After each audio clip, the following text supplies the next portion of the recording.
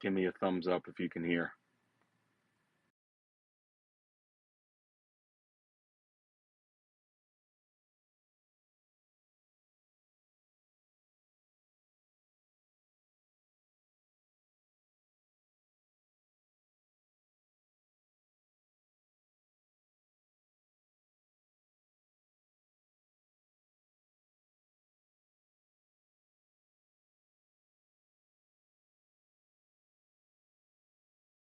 What up, Jay? You there? Morning, Petey. How you doing? All right, all right. How about yourself? What's up, young man? What's up? How you doing? Good. Very good. Sorry, But, I'm in the deli. let's see for next year. I guess we'll Jarek, what are you guys thinking first round? I want to see in a few months. Wide receiver? Corner or safety. You think Starks will be there? I think Stark. Yep, I think Starks is going to be there. Eamon Wari, I think, is gone. But I think Starks will be in play for us to kind of take. I think the combine it helped him. It helped, but it hurt him at the same time because of the slow on-field drills. That you know, I mean, like some of the like the three cone and the shuttle and just kind of lateral and just stuff that retain lateral movement. He was kind of below average in, but the on field, but of course, when he did the on field, some of those on field things, he looked smooth in his transitions, smooth in his back pedal. It was was one of the fastest was defensive backs there. So he's going to be there at 30. I think he'll be there at 30, and if he's there at 30, um, I have no issues at all taking him because we really do need a safety to play right next to Rap.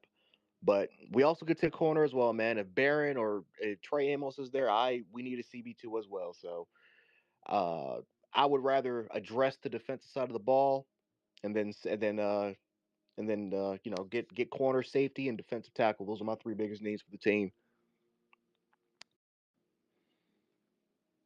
But Terrence, my bad. I didn't see you there. No, don't worry. I had to because I was in a dead zone. I couldn't. Jarek was. I couldn't hear Jarek well. I knew it was on me, not him. But that just shows how you know Malachi Starks basically has fallen because like up until the Senior Bowl, like even people were talking about the Jets taking him at 7, and now then I started hearing that he was sliding to like the early 20s, and now Jarek is saying that he might be there at 30. Doesn't mean he's not a good player and he'll fit the Bills system like he's saying. It's just that there's just been a slide that I've been hearing it from some of the draft analysts, and but supposedly he could also play slot. Like he could do more than just be an in the box safety. So he's very versatile, and for what that'll be a valuable asset for a team like the Bills if he's still there at 30. Peter, I also will say this as well. I know we got a few Bills fans in here. I'll also say this as well. I am prepared for the news if James Cook gets traded. I'm prepared for it. I think we'll get the extension done, but I was going to ask, but what do you think his salary is going up to? Good morning, June. I mean, we'll see, man. Got you covered. What was Barkley's contract? Didn't he get 20? What 18 million, 19 million with that new extension? Thanks. I think he got 20 a million. 41.5 extension. Yeah. But I looked at the contract. I don't know if they updated it, but he's got a void Yeah, year. he's got a void year within that But contract. that 20, so they pushed a lot of money back. Right. Yep. Same thing we did with Shakir because now that Shakir contract has officially come out, we got a void year in his contract with him as well. What's the dead money for him? Hold on, let me look here. How you doing? You here? Hold on, real quick. Let me. Yeah, I'm good. Khalil Shakir. Did they update it? I don't think they updated it yet. No, they didn't. It says unrestricted. And no, they didn't. I mean, over the cap didn't. But I don't. Hold on, I don't go on I'll the other share it. one. I got it. I got it here. I'll share it.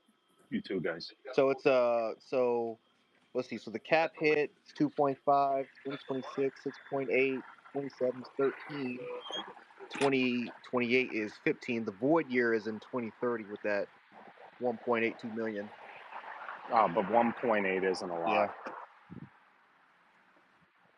But if they move on, I'm sure. How much guaranteed did he get? He got 20 million. And it's still not a lot, man, for that guy. That's a good contract. Even though 15 million for a slot's a lot, but it really isn't. What you think about paying a slot $30 million? Uh-oh. Who, Garrett Wilson? I know. I knew he was going to bring it up. Of course he is. Hey, The Terrence, what 3-4. you already know.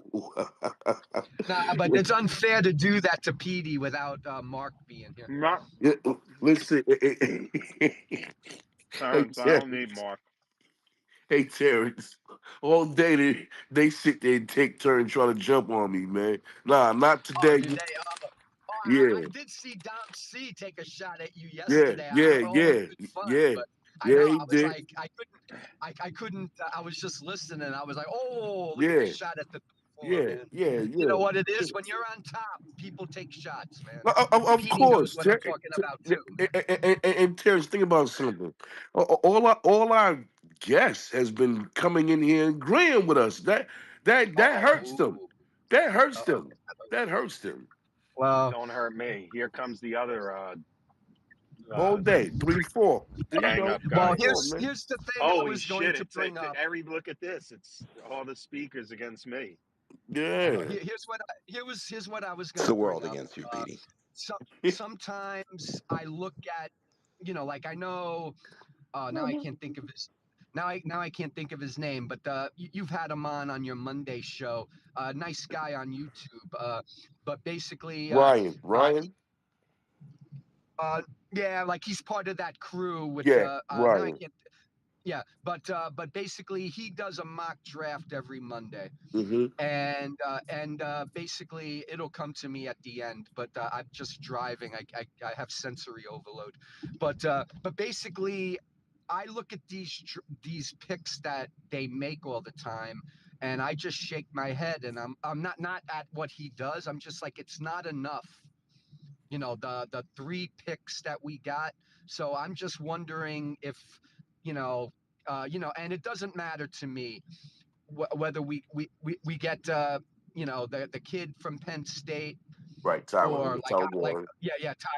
Warren, or we get T Mac, or even if Membu, like he even started talking about him, but I'm just wondering if it just makes sense if we move down to about 10 or 11, just get like another second Mm-hmm. rounder or something, because obviously free agency will be coming and some spots will be filled, but we got nobody in the wide receiver room, so one of these, either it's the first or the second round pick, you gotta, or the third rounder, you gotta get a wide receiver to complement Garrett Wilson right now. Mm-hmm. But then it's like, then you also need defensive tackle help, and it's just, to me, too many holes and not enough draft picks. But Yep. I'm just wondering if moving down a couple of spots to get an extra two, it's just, the question becomes, who wants to move up like 4 or 5 spots to get somebody when, by all accounts, after pick 12 or 13, whether you pick at 13 or you pick at 40, you're basically getting the same player. It's just a matter of, does he fit your system? Does he fit your scheme? And I'm sure there's a pecking order. I know Jarek might, say, hey, yeah, obviously, you might want this guy in the teens as opposed to waiting for him at 23 or something. But that's to me where sometimes I just look at the when we do the mock drafts, and I'm just like, there's just too many holes left. And Now, and now, I just now, wonder if now, that should be one of our strategies too. now, Terrence, the only thing with that is for you to acquire a second round pick means you have to go farther back than 4 or 5 spots to get it to Yeah. pick up an extra second round pick. You have to go Yeah. further back. What do the points say? I was thinking at 7 to 11 or something. It might be a second or some or 7 to 12. But yeah, I don't know what the points are off the top of my head. But it was different when we were at 10 and we moved Hmm. to 11 and just got I think we got a fifth and a sixth from the Vikings, Right. right? And then we switched. I think we switched some Wasn't it a a fourth? fourth and a fifth, and but then we gave them a sixth or something No, like that. I'm not. I know we I'm gave not. them a Was it a fifth, and fourth though? I know we gave him a fifth, and then I forget. Somebody talked about it last week, but to me, you're at 7, so there's a little bit more bonus points there. But yeah, that's the whole crux of the argument. Yeah. And then, Yeah. do you lose out on Tyler Warren, and do you lose out on T Mac, and is that is it more valuable to maybe trade down in the second round and get an extra See, third or something? see, my thing is as far as the tight end spot concerned, it's a deep ass tight end. Like it's a deep tight end draft, deep running back draft, and deep interior defensive lineman draft. Like you could still get a good starting tight end in the third, fourth round. You can get a good starting interior defensive lineman in the third, fourth round. You can still get a Yes. starting running back in the third, fourth round. I don't think you can get a starting wide receiver in the third, fourth round. Right. And look, plus, why not get the best wide receiver available? And I say Ted McMillan is a perfect complement for Garrett Wilson. He's everything that Garrett Wilson's not. He got size. He's big. Garrett isn't. He's a deep threat. Garrett isn't. He's a he's a red zone threat. Garrett isn't. Yeah, the Why not wingspan. do it? June, you want to tell me you can get a Yes. starting running back in the third, fourth round? I'm with you. The tight end thing, and I think Jarek's going to say I'm wrong on Yeah. this. I don't believe you can get a really good starting quality tight end in the third, fourth round right now. Arroyo? You don't think Arroyo could come in and start I today? don't know. I'm telling you right now, tight end is a position in the entire NFL. It's moving up, man. People are old in the sense that they think that tight ends don't go high. Like they go high now, man. I Look, think you're wait. right about that. Now, watch. Now, did you pay attention to the Senior Bowl? Gotta ask you that question, bro. Uh, very little, very little. Okay, Arroyo put his stamp on that whole thing. Even before the game was played, what he was able to do was amazing. He's a tight end out of Miami. I like him a lot, and they project him third round.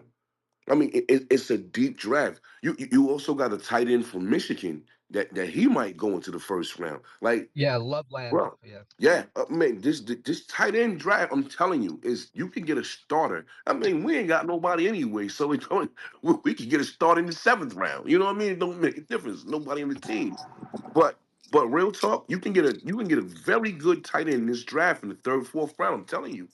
Is Jarek there? Hey Jay, Yeah, where I'm you here. at? I'm here. How do you feel about the tight end? Tight end in the draft. Oh, it's deep. It's deep as hell. Now, of course, what type of tight end do you want is the biggest, or what type of tight end does this coaching staff want is the biggest question. How do you feel Um, about how you feel about Arroyo? I like Arroyo, especially if you want to like Arroyo is. He's more of a. I'm not even gonna necessarily say Kincaid type of player because Kincaid he specializes in the short to intermediate. You can use Elijah Arroyo, Deep, and which is amazing. you can use him deep, but he's also really good. But he's also pretty solid in the short to intermediate. Now, as a blocker, that's not his strong suit. Obviously, he's gonna have to grow and develop there. That's not his strong suit. But you want to you he's a hybrid player. He's a huge power slot sort of receiver. that also has the ability to play inline.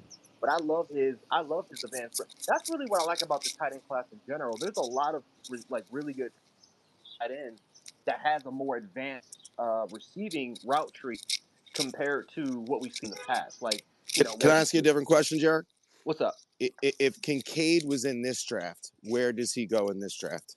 He would be tight end 4 or tight end 5. I'm not even going to exaggerate.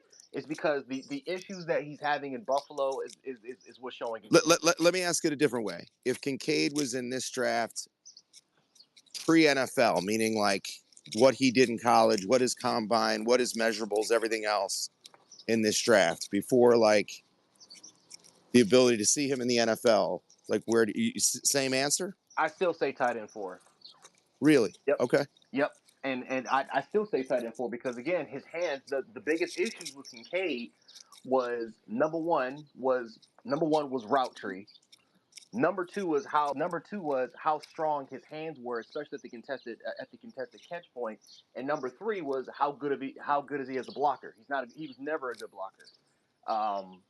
So Warren's going to be tight end 1, Loveland's going to be tight end 2, and now here's your argument with tight end 3, which is, in my opinion, is Mason Taylor.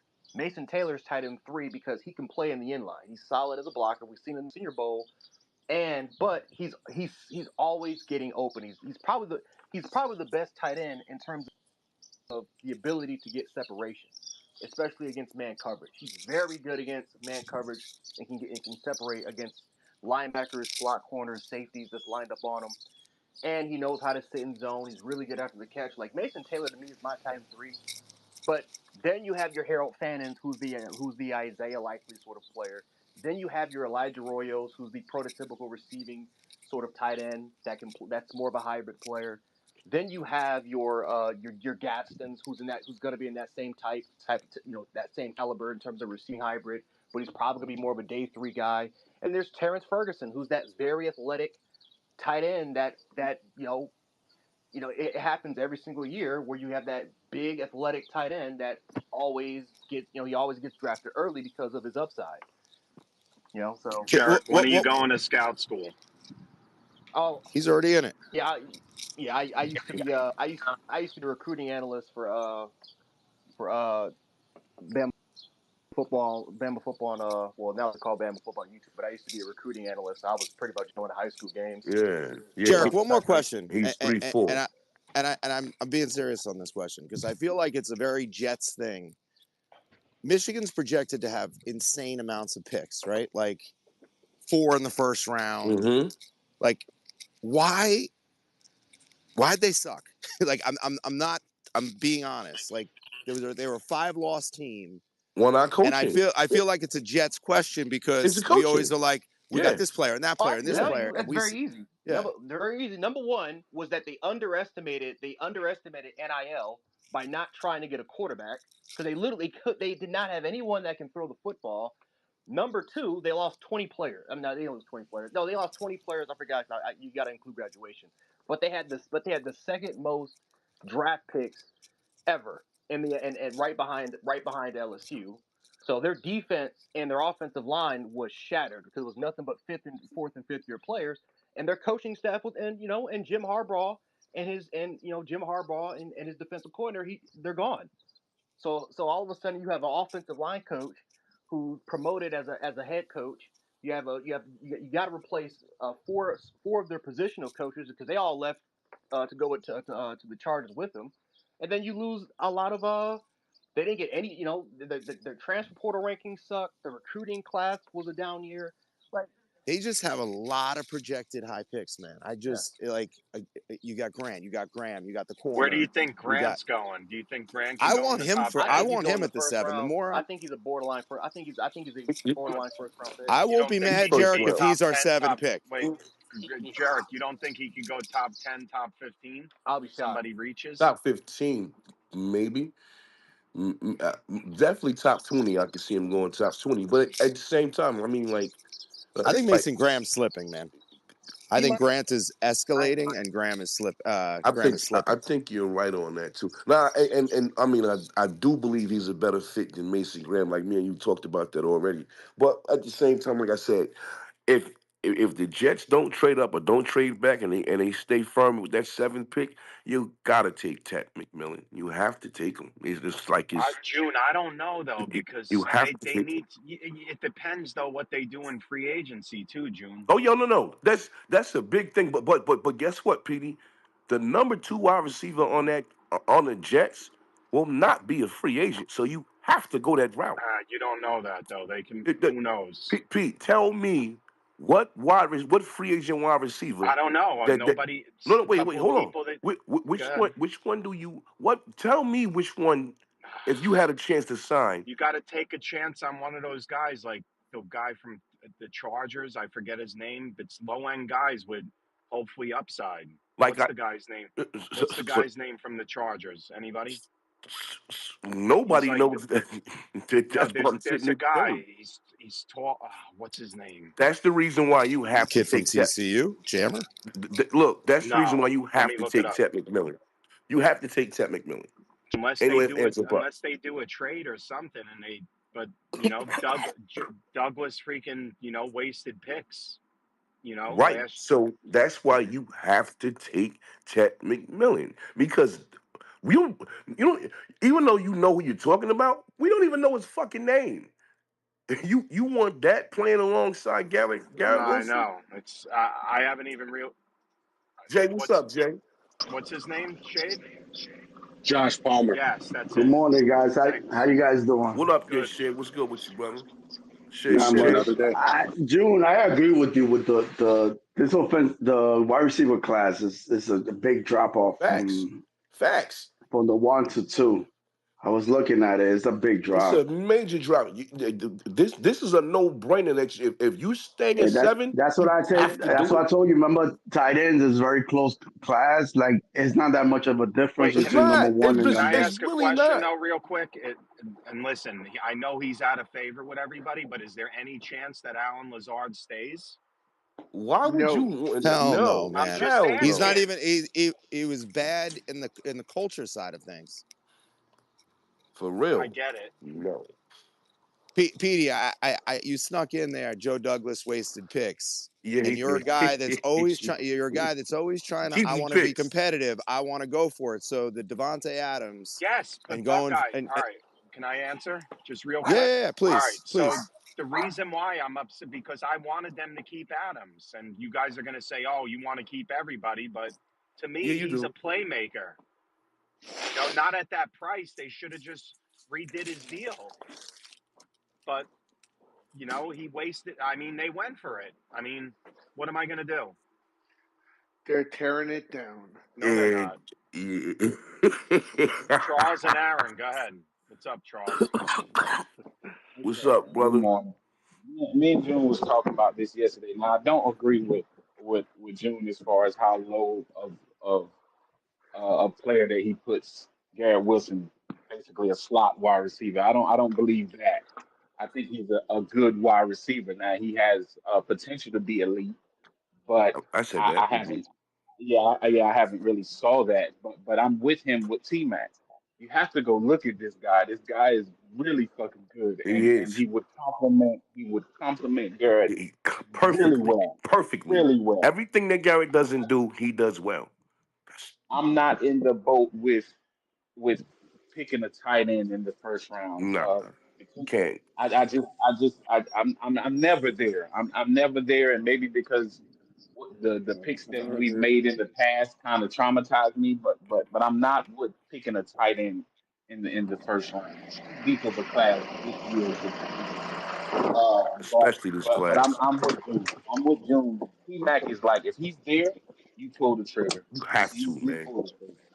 You you have to do it, man. You have not to mention it gives you insurance. Cause think about something. We talking about tight end and shit and all that extra shit. If Garrett Wilson, for God's sakes, gets injured, your season is done. You're not winning anything. Season's done already. No. June, that's Hey, what everybody I'm said with Buckeye last with year, that. though. Oh, if but he Garrett didn't get. Wilson goes down, we only have Lazard before Adams. But this is the thing. Before Adams came, if Garrett would have went down, you think we win any games? Well, according to you, he's not that good. So No. See. Hey, Buckeye, you see what he's trying to do? I never said he wasn't. I said he's not elite. There's a okay, difference. sorry. Can I lay this out for a I don't second? know why we get fixed on this elite shit, man. You- Go I ahead. don't Can I? think T-Mac I'm would sorry, make Heck. I'm sorry, Heck. Go ahead. Wilson nasty. Yes, Go he ahead, would. I don't think Hector. So Go Adams ahead. was a option to you. so we have I don't think one Adams was an receiver. option. Yeah. We're going to trade Hall. We have no running backs except two Who said we're rookies. going to trade Hall, Hector? That's a discussion yesterday Oh because we well, can't no, re-sign them. we're not. So let's I'm just not say, trading him. But go ahead. let's just say, Robbie we is. don't have a quarterback. We don't have a tight end. Mm-hmm. Man, we are in some deep shit. But Hector, this is right. We still the free agency starts Monday. The Right. tampering. So And we're gonna I'm with sign you. players. You gotta sign a top. Third tier players, Petey. You gotta take a top wide That's receiver. a fact. Third tier culture heart players, Petey. Yep. Can I say something? Y'all saying we're in deep shit this year?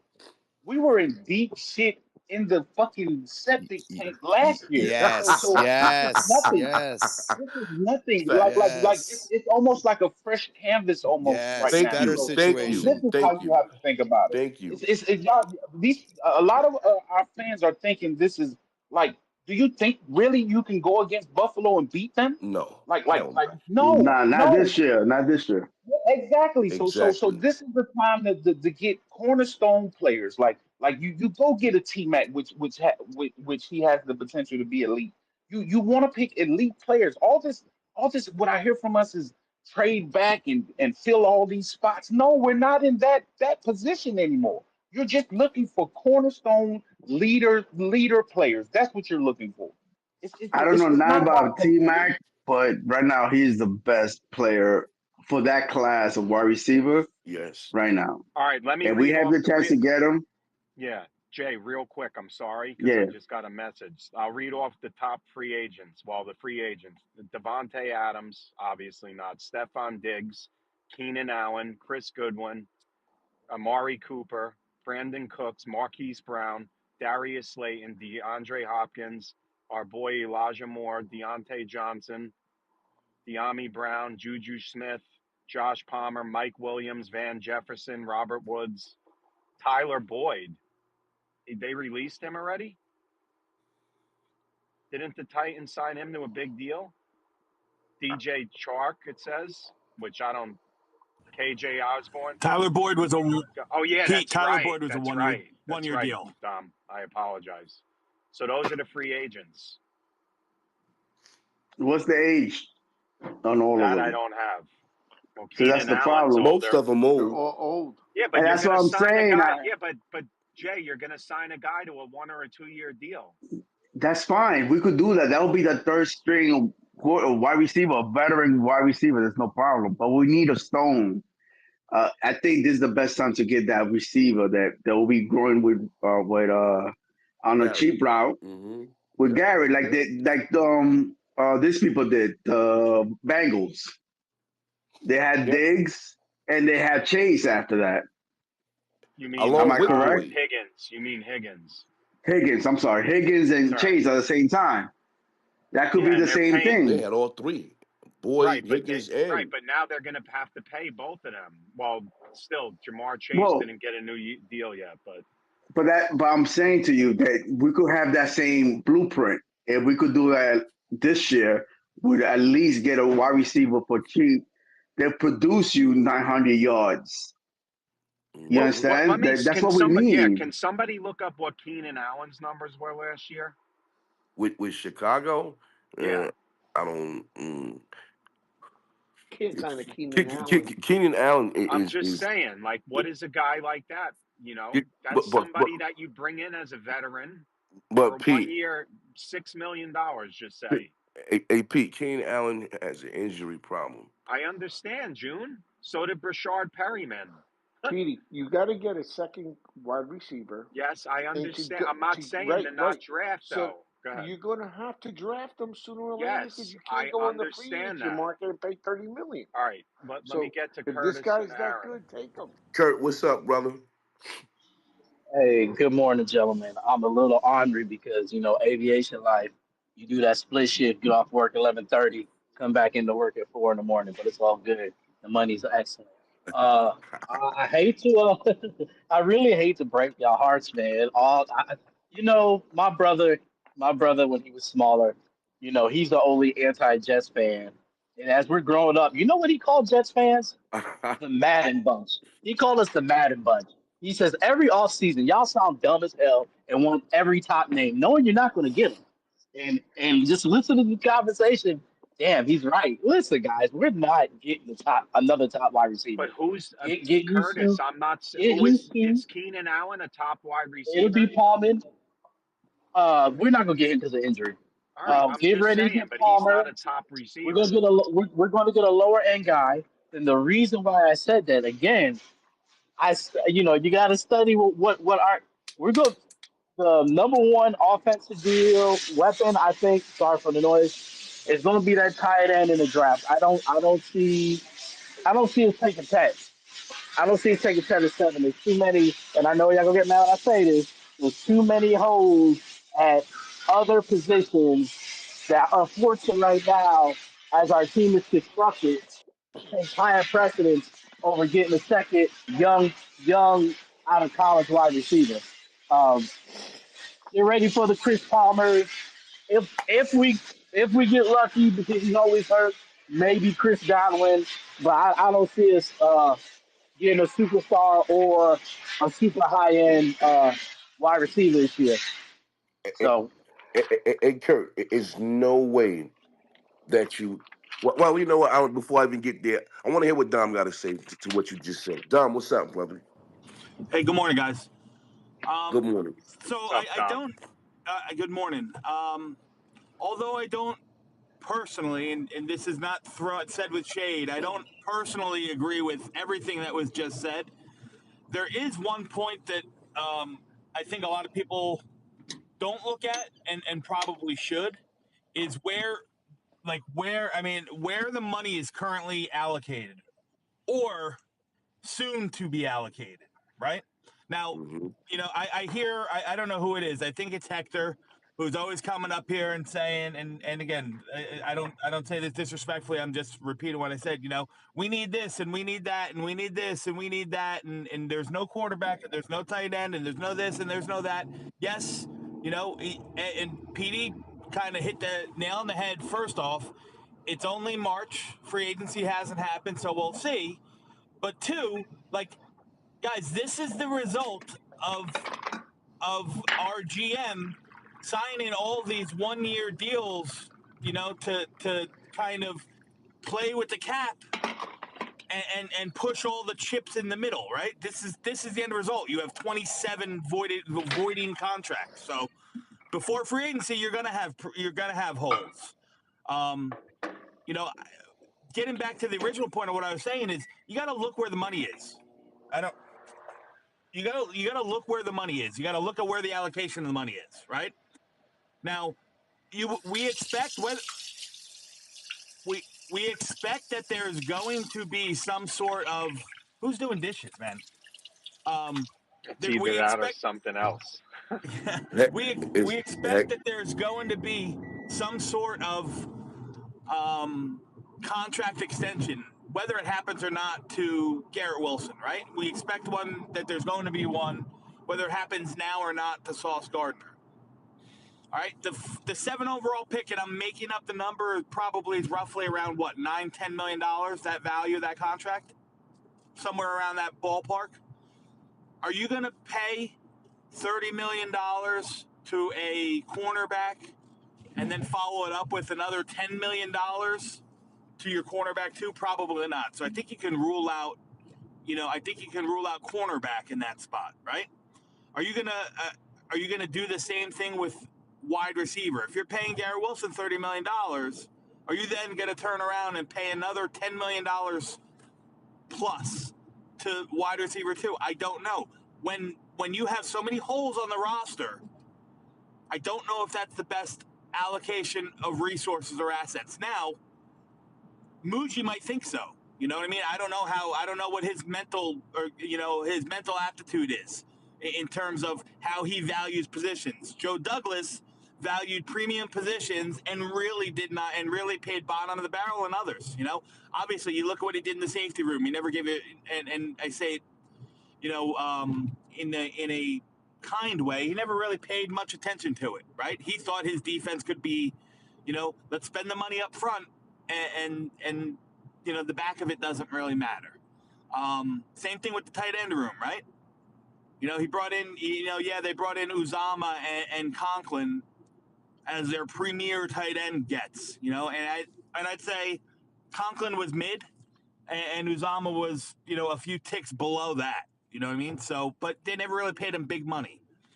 So, where are they going to spend the big money? And what is coming? What do they have on the roster, or what is coming up? And I think you can kind of deduce where they're going to, how or where they're going to spend, or really look to allocate those high draft picks. Yep. Dom, I think they'll spend it. Dom, they're going to make a splurge. They're going to sign somebody. Now, I don't know who it is, but they're going to give a 2-year, 3-year deal to somebody. They will. Do you agree with that? Oh, absolutely. I mean, they're going to have to, right? Because again, so people, you also have to remember that they're not building a team just for now. They're not trying to bring in 30 guys through free agency in the draft for now. They're also looking for down the road. All right, well, whose contracts are coming up next year, right? John Simpson and Quincy Williams, amongst others. I mean, those are just the first two that come to my mind. What are they going to do with ABT, so on and so forth? So, Yes, PD, you're going to bring in guys for multi-year contracts. Whether it's do I think it'll be the Javon Hollands of the world, where you're paying 4 for 100, 4 for 120, or something like that? I don't know. I don't think so.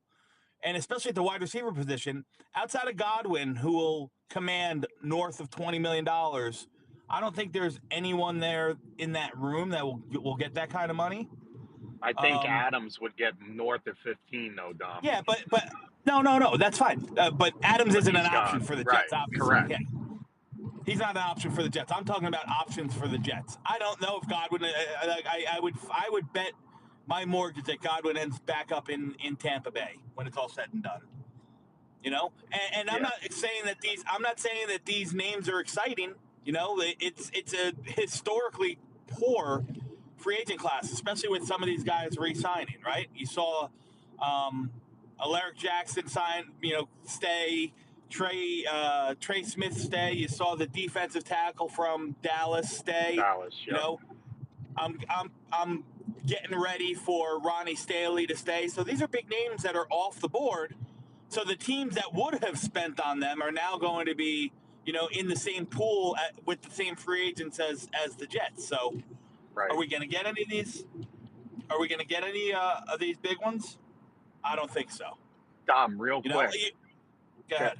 Let me just say one thing to that. Now, if you extend Sauce or Garrett, the first year of their contract is not going to be high. It always balloons towards the middle and the end. So I don't think it's going to really hurt them in the future as of now, because the cap keeps going up. And that's why I think they should do it for both.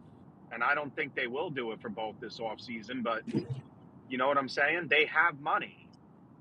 So I'm kind of not worried about that as far as, messing up. Do you know what I'm saying? As far as like the structure of the contracts? Yeah. I mean, listen, they're going to have money. They're going to have money this year. They're going to have tons of money, in the future. They're not going to have a lot of guarantees, outside of the guys that they've already either committed long-term or will commit long-term money to. So they're going to have plenty of flexibility. But yeah, listen, if they can get a guy. Hang on one second. Sorry. I agree with Dom a lot with the stuff he's saying. The only thing is we have to look at where is our priority? What's this new regime priority is? Is it culture? Is it position? What is it that we're looking at? And that's where the money I think is going to go to for this class. Look, I'll say this: what the Jets actually do, and what I would want them to do, who knows? But it makes all the sense in the world to get yourself another wide receiver. You don't have a deep threat on this team. You don't have wide receiver wise, you don't have a red zone threat on this team. Why wouldn't you address it? And I mean, come on, the best one available. Not to mention, he, like I said, he's the exact complement, perfect complement for Garrett. It's a 6'4" wide receiver, 212. I, Yeah, I, but the position value, bro. We got so many other holes in way more important positions. That's what's getting us over. but see, this is my point to that. The other holes that we need to fill, this draft class is deep with them. So you can address them in the later rounds and still get a A good Oh, DT, you could and get a DT cheap. right. The yeah, class is not that yeah, hard. but I here, think but you got to, You should be able to fill a lot of those holes through free agency. Like you're yeah, really but you asking also got to for say you're we're not the only on the team that needs a wide you're receiver. asking for the number two defensive tackle. You're not asking for the number one. You should be able to fill that in free agency, and then in the draft get someone that can either push that number two and take his job day one, or take it year two. Same thing with a lot of other ones. What you don't have that in It's is wide receiver. receiver, right? You don't have that. Don't Like have you receiver got or safety. receiver, Just and safety. To me, you safety. could honestly, you could, if I was the GM, go I'm get saying, you I'm some just saying safety. those are two positions. There's no competition on the number two or No, safeties. I There's no agree. competition. There's But you nobody should there. not be waiting to the. You should not be waiting to the draft to fill one of those holes. That's a No, no, fact. Those no. holes should I be think filled you already. could get some veterans. You need veterans in there. I think safety, and then they had to bring the philosophy of what defense the coach is bringing in. You So understand? wait, all right. We Let's don't. say, yeah, Mhm. but let's say if they bring back Tony Adams, just say, What? I'm not saying he's a hold on, as a depth piece, he's not a decent depth piece. He's that trash, No, If he he's was all the right. number He'll three, I be a wouldn't hate it. third. He's a competent safety. right? But he's not going to cost a lot of money. That's what I'm saying. Like you No, got to I bring Now, agree. in now, guys and fill the now, holes. now, Pete. The question is, does this regime value safeties? Because we know the last regime didn't value safeties. Because if they do value safeties, they're not bringing in Tony Adams. They're going to sign one. Because guess what? The free agent class for safeties is very good.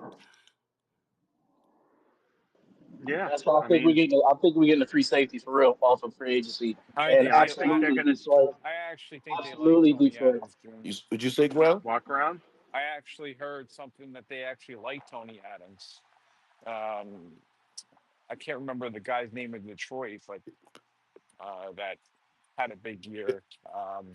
Kirby Joseph Yes, is his name, right? I think that the name's Yeah, Kirby Joseph. yeah. But no, but Charles has his hand up. So Also, we have to see what the Lions are letting go Yeah, because I a lot of think those he's going to bring players. them some Yes, players from Lions. absolutely, That's what I said to Pete. Like, get somebody from absolutely. has some knowledge with the Lions. You know, understand to give us some light because I don't really don't know that much about players in the Lions. Davis, the cornerback, he's going to be a Jet. Period. It's not. Is that's guaranteed. Is he See, I a don't think two? he will. I think he stays on the Lions because they traded a third round pick for him. I don't see why they would just let him go. I got to look at Detroit's cap Is really what he space. wants to do. Charles, just jump in when you can. Because Sorry to I'm to me, interrupt. looking. the safety that you got to go get that makes all the sense in the world because he played under Wilkes and he's good. Like he's like a great tackler. He's fiery as fuck. He's Hufanga. You talking about from San Fran, but his only thing is that Can't he's stand the field. injury prone. Right, he can't stand a field. He's injury prone. He come cheap, and that's what I'm saying. You wouldn't just sign him and be like, "That's I that." signed him for 1 year, get him a safety in the third round, something like that, and Yeah, learn from let him. Charles jump in. He had his hand up. Charles, what's up? You good, Pete? I'm listening to him, but for these other positions, I'm looking for like defensive tackle, interior D lineman, if you want to call it. I'm looking for a role player, linebacker. I'm looking kind of for veteran role players. My second tier corner can be a role player, mid kind of in the round. Safety, I don't know about safety per se, but at the end of the day, you're not going to be able to fill every spot. My wide receiver is going to put up points, going to move the ball, is Yes, going to rest yes, the defense, all that stuff. yes. I need somebody that's going to go get it. I can't hesitate on maybe this guy will do well because you only have one wide receiver on our roster that is kind of, let's say, we can lean on a little, Right. but that's a little kind of at this point because we don't know what quarterback we're going to have.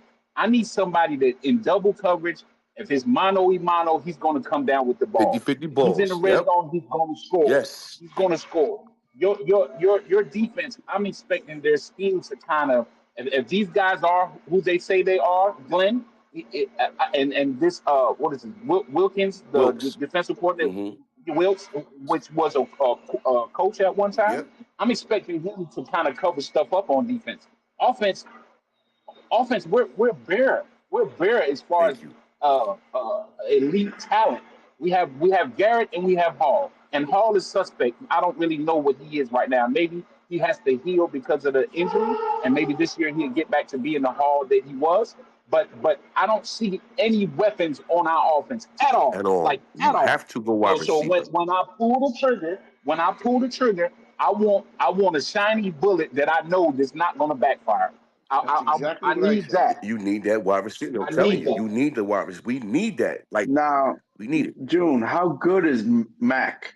Ted Go McMillan. look at his tape. Don't even tell him, Yeah, June. yeah, Go look yeah. at the man's No, tape, bro. I just don't. This I'm is not how saying anything. I just want to know how good he is. Is he like Jay, a he, But a he's lot of safety people net? are serviceable. questioning his speed, all that. Jay, I get that. Jay. I see him in the Mike Evans mode. That's what I see him on. That's what his comp is being right now. They're comparing him to a Michael Evans. It- How about Harris from Ole Miss? What do you think about him? I don't want He falls in line for me. He falls in line with me, kind of like a Garrett, almost like. right. That's not Is what we he? doing. Okay. That's not I what you like in need. this. I don't think he'll fall that far, but I like Jaden Higgins. And that's But cool. I But like him but I don't too. think is he going to be around in the second round when the no, Jets pick? you know why? No, because the wide receiver But is draft he? ain't deep. He's not gonna. Yeah, but is how many wide receivers are going to go in the first round? Three. I was It's going to be. three Go or ahead. four. I'll probably say three or four. And So do you, Jarek? Do you think Higgins will be there? in the second round, Well, yeah. yeah, I think he'll be there. I don't think he's going the first. Jack Betch, All right. baby. What about your boy Buckeye? What's his name? Abuka? Agba? Yeah, Nah, Buka. Abuka's gone and probably before 20. Like, bro, if you have the seventh pick and he's available, you have to do that. You have to pull the trigger and get Ted McMillan. Don't overthink the shit. Don't do none of that because he's the exact. Like I say, he's the Yeah, perfect June. I complement for Garrett. I've seen some mocks of Tet falling to like the the the the higher the Wait a lower minute. You teams. seen him falling to Hold where? on. Hold The on. Petey, lower when you say teams. mocks from what? Mo- Experts or mocks from people Mark from fucking I around people. on Yeah, I don't know. I yeah, forget where don't I don't pay saw it. yeah. attention to people Please, fucking around on a computer. Tech will be in the top 10. He's not falling out of the top 10. Period. There's no way. He could. He But could. There's can no you way. go Higgins? Will you think Higgins will be in second round or third round? Jake, what you think But Ted, Higgins. oh, about Higgins? Hello. um, I Yeah, this is I Jesse. like Higgins. Yo, Yeah, yo, yeah. Jay. Just mute the room. No, no, Yeah, I no. did. All right, I'm up here. Yo, Just mute I the got him. I got it.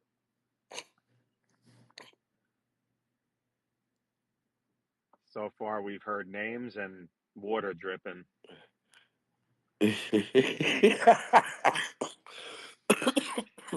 Hey, Jerry. Good. Jerry, do you think Ted McMillan falls out of the top 10? I think there's a chance he can. And the only reason why he might fall is because teams are going to value edge rusher or board tackles will probably be coming up a little bit more often now that they're going to go through the full scouting process and now that the RAS scores are officially in.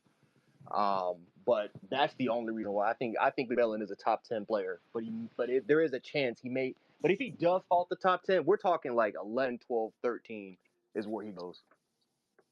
You rank him behind or ahead of a Drake London?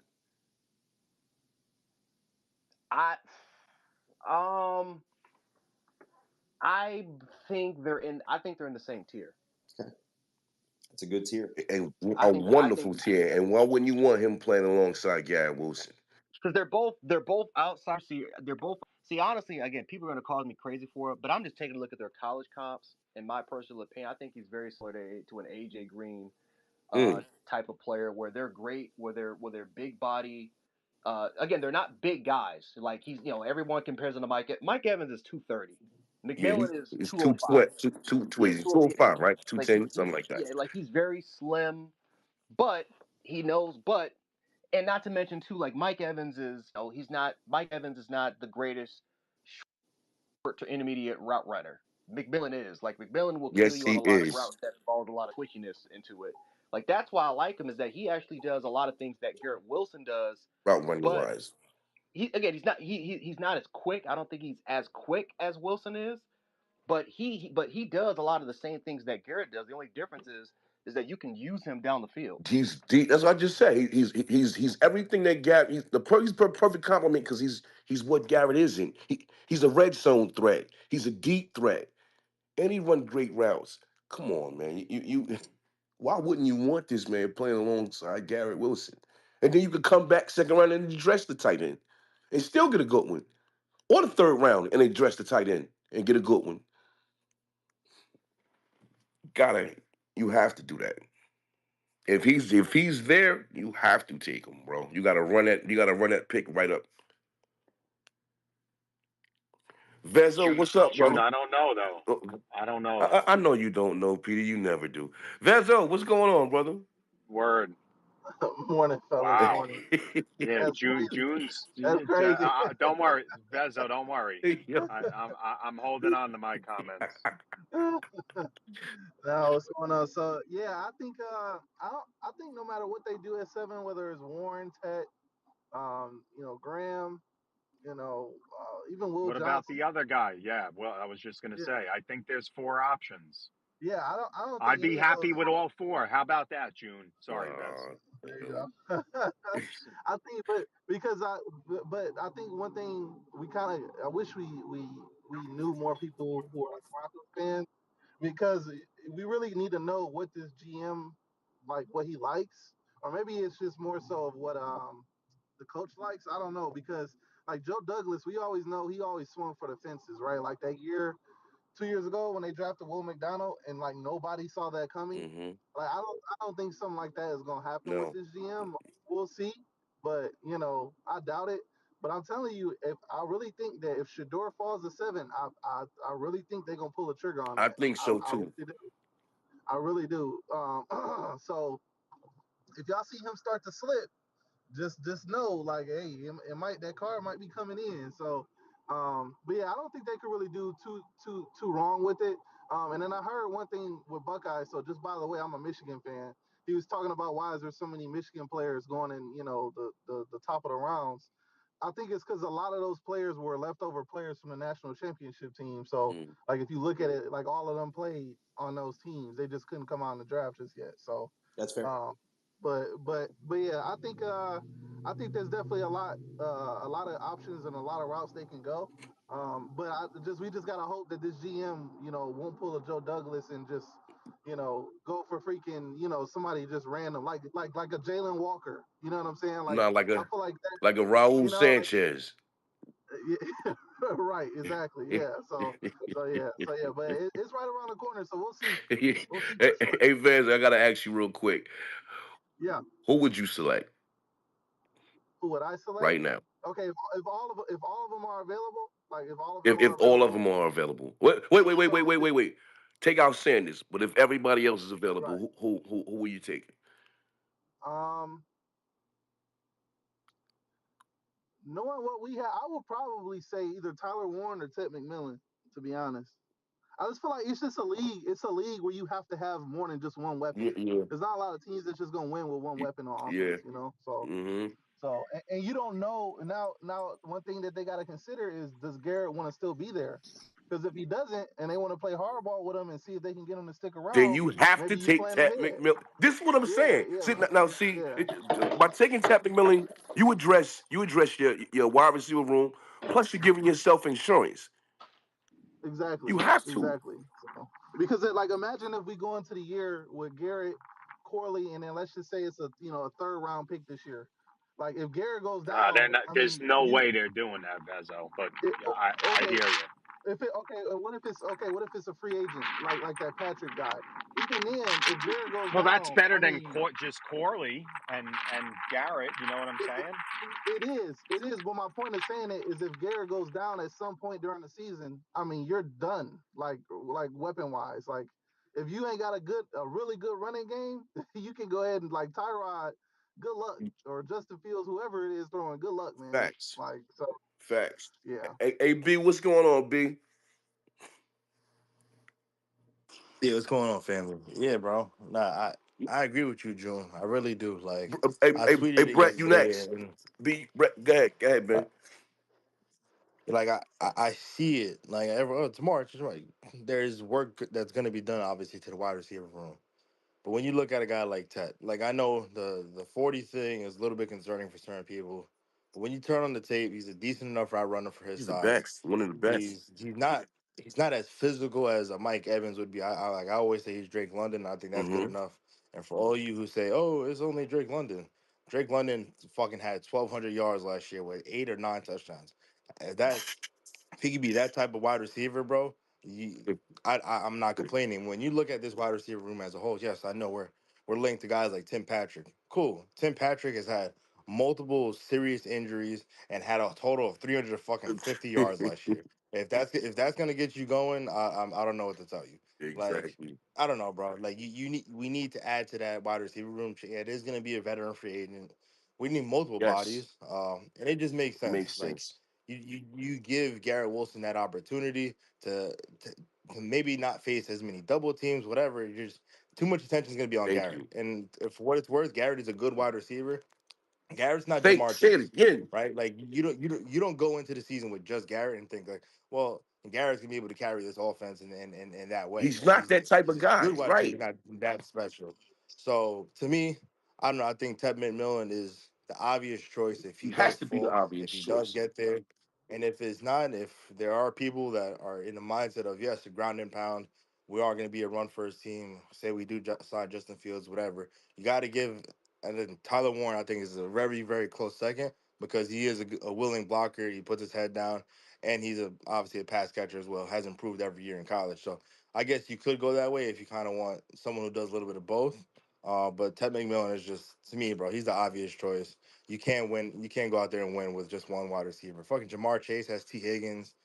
AJ Brown has fucking Smitty.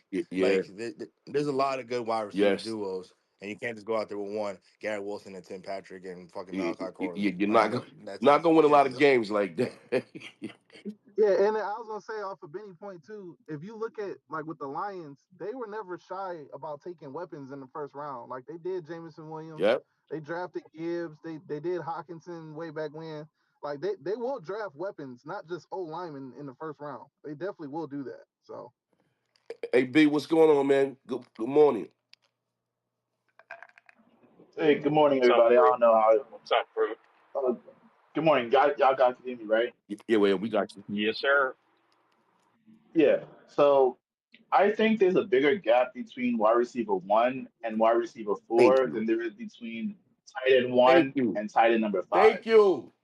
Like the gap is just too big to be like, oh, we could wait to the second round or the third round to get a wide receiver. No, the gap's too big. Like, Thank you. and I'm not even saying like, oh, getting the fifth best wide receiver is comparable to getting McMillan. Like, no, it's not. Like, I don't even think it's a close gap between one and three at this point. Facts. It, depending on what people like, I still think you can get a good blocky pass catching tight end. Hell, you can even get the guy from Clemson. He's a good tight end Yes. as a pass catcher. Round like four. maybe even round 3 if you want to reach for a tight end. Yep.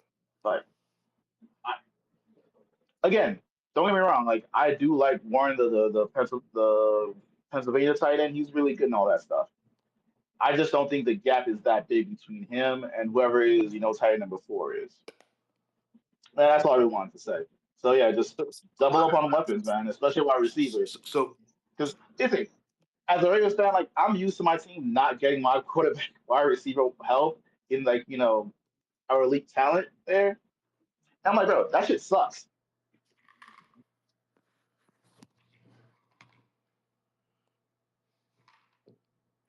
Did he get cut off? he must Yeah. have. Oh no. No, I'm still here. Oh, all right, I thanks. just that's what I just wanted in my sentence that not getting yourself a talented wide receiver when you have the chance to is Thank stupid. you. Just Thank you. Thank you. Yeah. Shay, what up, brother? What's going on, guys? What's going on? I 100% agree with you and Benny. T Mac's got to be the guy because you got to look at the landscape of what free agency looks like. You don't have a number 2 wide receiver in the free Nope. agency. You don't have a good tight end in free agency coming out. So the first 2 picks have to be. Give me one moment. Has to be. Has to be wide receiver and tight end personally. And honestly, if I said it was up to me, our 3rd round pick would be a tackle because you do not have anyone to create. Moses ain't coming back. Like you're gonna have to get a John Simpson kind of guy at the right tackle position. So to me, those should be the first 3 positions. And for the love of God, I love you, Petey. No way do I want a corner at the number 7. Thank I'm just saying I'm not saying I would take him, but I think he's an option unless they sign Thank you. unless they sign like a Davis. Josh, you heard? Yeah, no, I understand, but I'm just saying, like, I'd be livid if that's what their pick was. With all the other holes that we have, and they think a number 2 corner is the way to go, I'd be like, oh my god, it's for ridiculous. real. I agree. There's going to be meltdowns on draft night anyway, man. You know that anyway. Oh yeah, Regardless. That's what I it matters. remember when they picked Sauce and everyone was freaking out because we didn't pick Thibodeau. Look at that now. For real. Benny, Well, what's up, brother? ask June if he thinks what's the difference if Thibodeau and Sauce. Look, I wanted well, not for nothing. That draft, I called. That's the only draft in my life I ever called. I wanted Sauce, I wanted Garrett, and I wanted Jermaine Johnson. The minute we traded back into the first round, I knew we was going for Jermaine Johnson. But that's neither here nor there. Benny, what's going All on, right, Ben? Benny, just be quick because I got someone coming up. Actually, Benny, 1 second. We're gonna switch the conversation. Eric Crocker has joined from 49ers. Locked on the 49ers. We're gonna talk about Steve Wilkes and stuff. So Eric, thanks for joining, man. I know you're out on the West Coast, getting up bright and early. Appreciate you, bro. How you doing? Oh, all good, man. I'm good. I'm What's good. going on, E? Good. Oh man, I'm chilling, All man. right, all right. I feel like this is like the perfect time to talk football. I know it's 9 a.m. where y'all at, but 6 a.m. over here. I don't know. I like this better. Well, Eric, I know you. You know, take care of the fans really well, and like talking to the fans. So we appreciate you coming on, man. Thank you. All right. Absolutely. Oh yeah, yeah. Thank you. So E, give me, first of all, I know you do the Niners stuff. What was Wilkes really? He was the scapegoat, in my opinion, out there. But give me your overall assessment on him, and then how he attacks, other teams and all that, please.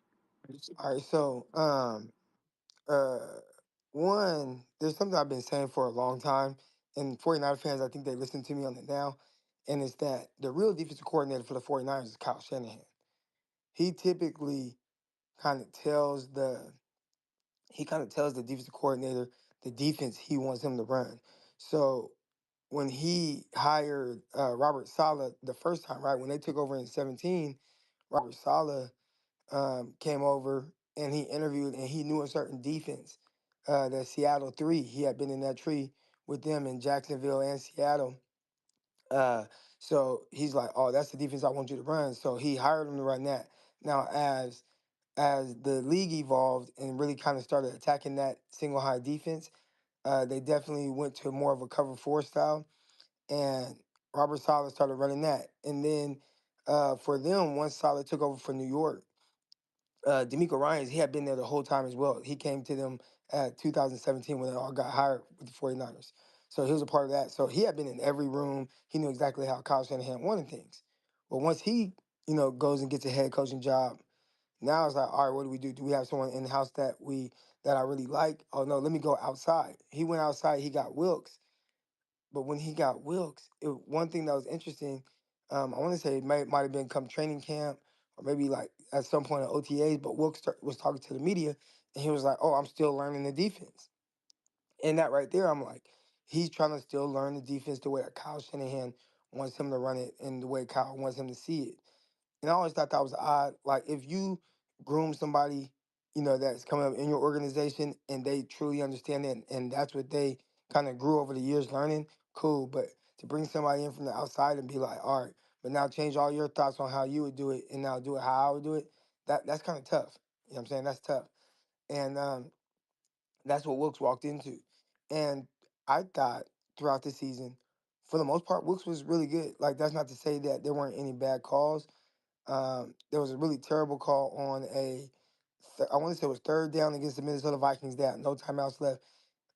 There's about 17 seconds left in the half, and he called like a zero blitz in the night. Like the 49ers, the Vikings weren't even like nearly in scoring position. They were at like the minus 30-yard line or 40-yard line or something like that. So like that's a bad play call, and a lot of people gave him hell for that. And then there were three straight games the 49ers lost that year and Kyle Shanahan like made Wilkes move from the booth to the field. Now, if you guys recall, or you guys will notice, Wilkes likes to call his games as a defense coordinator from the booth. He's not like a sideline coordinator, a raw guy in that way. And they was like, nah, like get down here on the field because that's what the players respond to. They respond to how Salah was. They respond to how D'Amico Ryans was. So now you got to try to be that, but that ain't Wilkes. Um, and I think that the issue the entire time, he just wasn't a personality fit with the guys, and he wasn't in Kyle Shanahan's like kind of boy club. And when things started going south a little bit, everybody started pointing to him instead of looking at. I mean, I thought they lost three straight games where they didn't score over 17 points. And the defense gave you some opportunities. So um, when you ask what kind of defense he wants to run, I have no idea because Kyle kind of made him do everything, a certain way.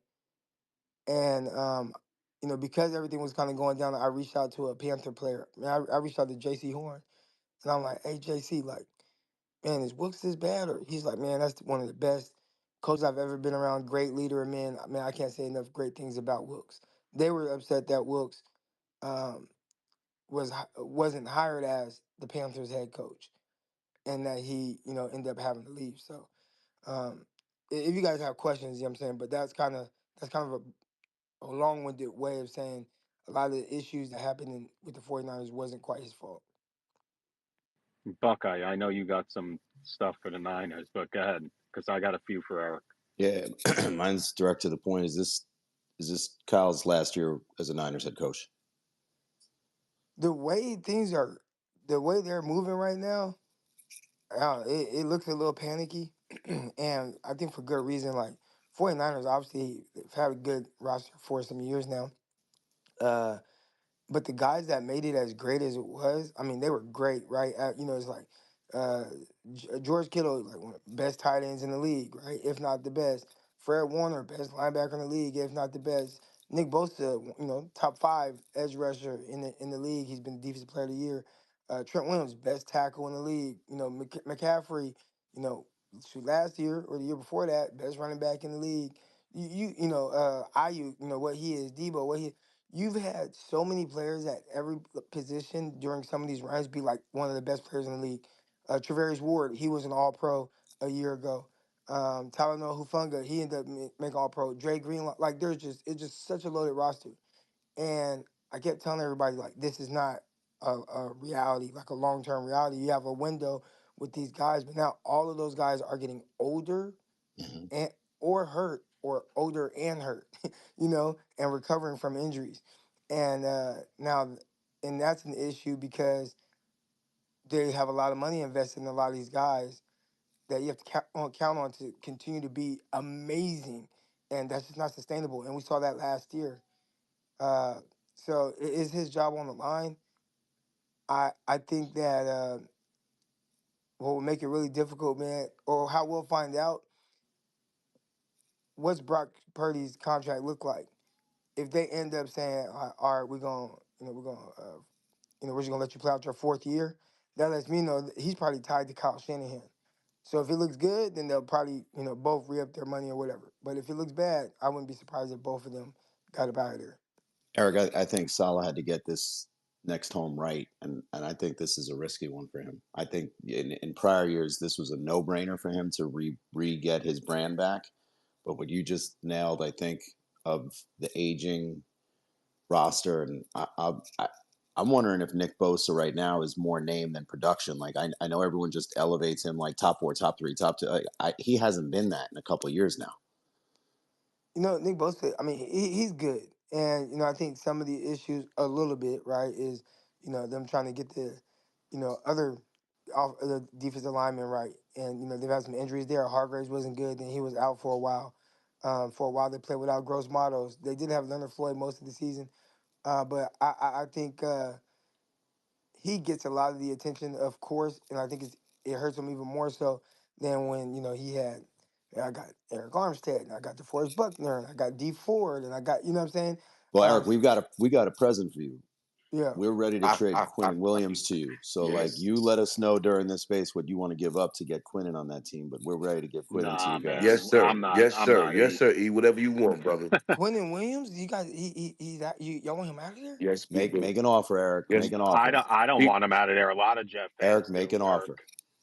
Wow. Eric, you have no idea what's going on here. There's people that want to trade Sauce, Garrett, get him out of here. I don't think the Jets are fully rebuilding. That's just me, but we'll get into that. June, do you have anything for Eric? hey, E, we actually on the phone right now trying to trade Petey. But nah, I ain't got nothing right now. Nah, get to the hands. Vaz, what's up, man? Yo, what's up, Eric? I got a quick question for you. So, because I know you're a DB guy, Yeah. what's your thoughts on Charvarius Ward? Because I know he's about to be a free agent, and we're probably gonna let DJ Reed walk. But I'm not saying it would happen. But if they compare someone like him up with Sauce Gardner on the other side, what do you think that could look like, and what do you think about his performance this past year? Oh, I think he was a good corner for a long time. I don't even think that the 49ers used him for like what his best value is. And I know that's weird because he made an All Pro, but like Travarius Ward when he was with Kansas City, he would follow wide receiver ones around, and they play a lot of man coverage, a lot of press man. And then he gets to the 49ers and they play a lot of off coverage. And they ask him to kind of pedal and turn and run with guys from off coverage. And I don't know if that was quite his strength. Now, obviously, again, he had some really good years for the Niners, but if I'm the Niners, he's a press man cornerback all day. So I think he still has that value for sure. He had a lot of different things go on. Losing a child during the year, and I know that was hard for him. So he was out there just trying to, he was just trying to make it through. I forgot about that. Yeah, he was just trying to make it through this past season. But, it's a big family thing. He's talking about, still trying to learn how to, handle that situation. His wife doesn't even want to be in California because, the Bay Area, it reminds her of what she lost. So he's definitely going to be on the move. And I think he still has a lot of value, but he is more of a press man corner. If he goes and like somebody tries to get him to consistently play off, I think you'll see some plays that he makes, but he may be a little bit more up and down because his turn and run just isn't that great. He's not as twitchy like in that way. Hey, Benny, you still got a question for him? Nah, come back to me, bro, 'cause I'm in the middle of something. All right. Come back to me. Croc. So again, thanks for joining, man. And what do you see? Do you see like a Hufanga coming over here to the Jets as far as, safety? Because we don't have any safeties right now. Could you see him? I mean, how did he do under Wilkes? Um, he got hurt kind of. I don't remember exactly when he got hurt, but he either got hurt. He hasn't played a whole lot over the last couple years. Just a lot of in and out of line of scrimmage getting hurt. Hufunga's an interesting player. Um, he's not the fastest guy, so a lot of his game is predicated on like playing 100% every snap, and then being ahead mentally. And that's how he gains that step or so. So, you put him in a position where he has to play a little bit more honest. It may not go as well consistently, but he's good for what he does, man. He flies around. He's gonna have big hits. He's a legit playmaker. I think sometimes when you get guys that play that fast, he'll miss some tackles. But as far as him just being a safety, he's not a guy that you want to consistently leave in coverage. Although the 49ers, I remember, I think it was D'Amico Ryans, he ran like a zero coverage. Had him covering over the slot, it was Tyler Lockett. And Tyler Lockett had a lot of field and a two-way go on Hufanga, and Hufanga undercut the route, nearly picked it off, it went through his hands. And then the other safety that we had at the time ended up intercepting it. So he has some man ability, but I don't think he'd live in that area. I've been craving for the 49ers to have more of a coverage safety, you know.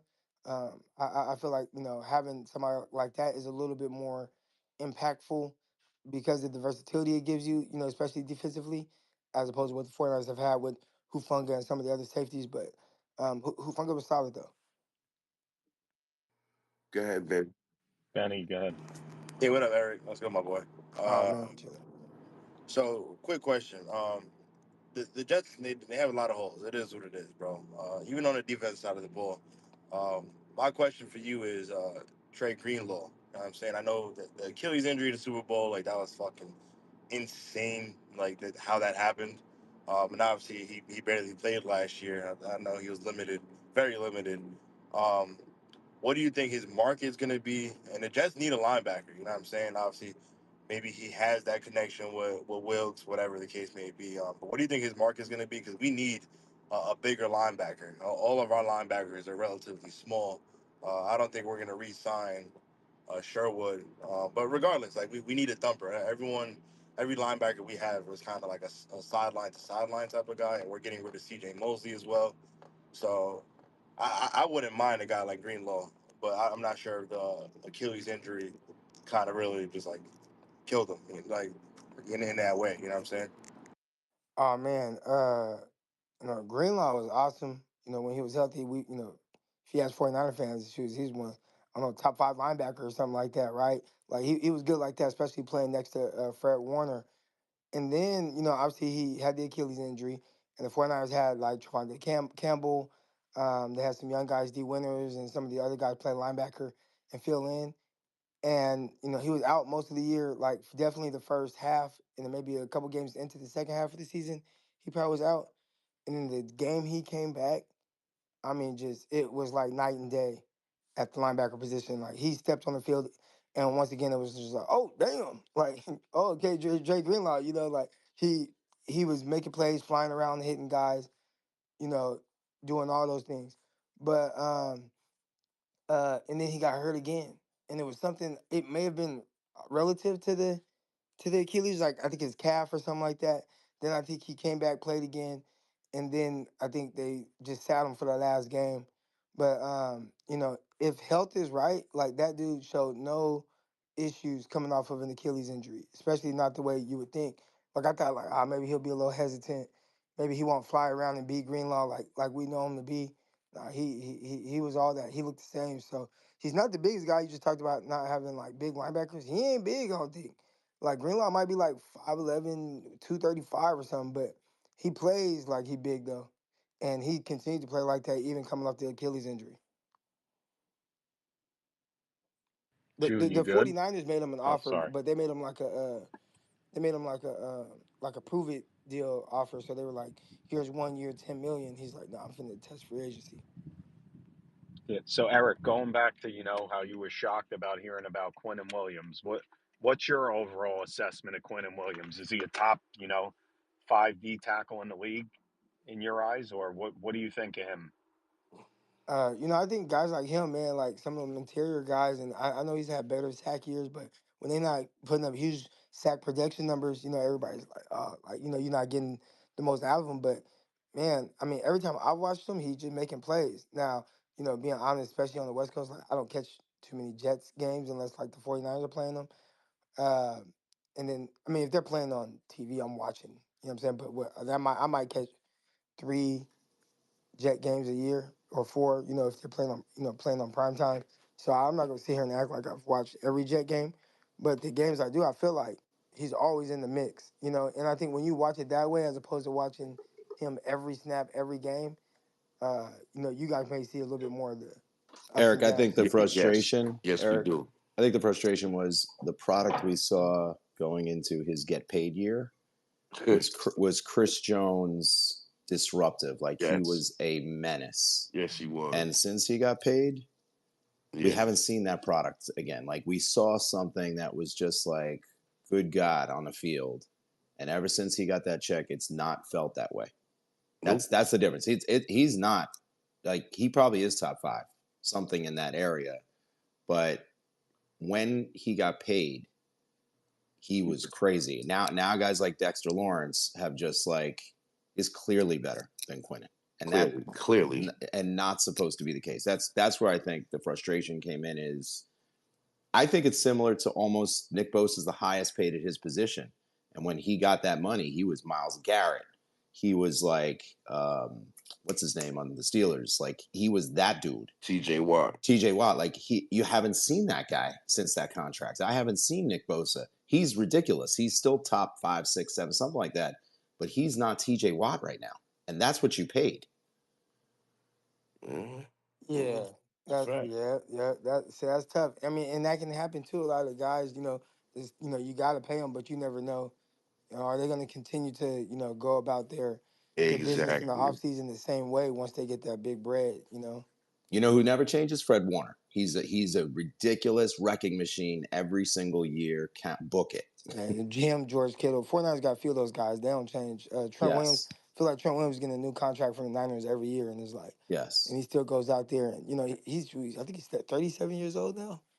Yeah, that's Eric, we crazy. got one more trade that we're ready for some compensation for. And I think you've Well, got a hold on, y'all need problem to with. tell me what would it take to get Quinn Williams. No, you have to tell us. You, We you can got the give us product. You you make the offer. you can give us 2 security guards and 1 ball boy. Nah, I think you need at least a first rounder for him But in we can my make this eyes. package even more enticing to you because you've got a McCaffrey injury Eric, problem, and we're he putting don't Brees on the block too. So if you want he don't Brees on fall. that, Brees Yeah, he Hall. don't fall. yep, So Brees and they want to. Quinnens. Let us know what you want to They offer. want to get rid of everybody. You see, I'm That not trying yeah, to drag the you Brees into this, Hall. but go ahead. It The situation was a little weird.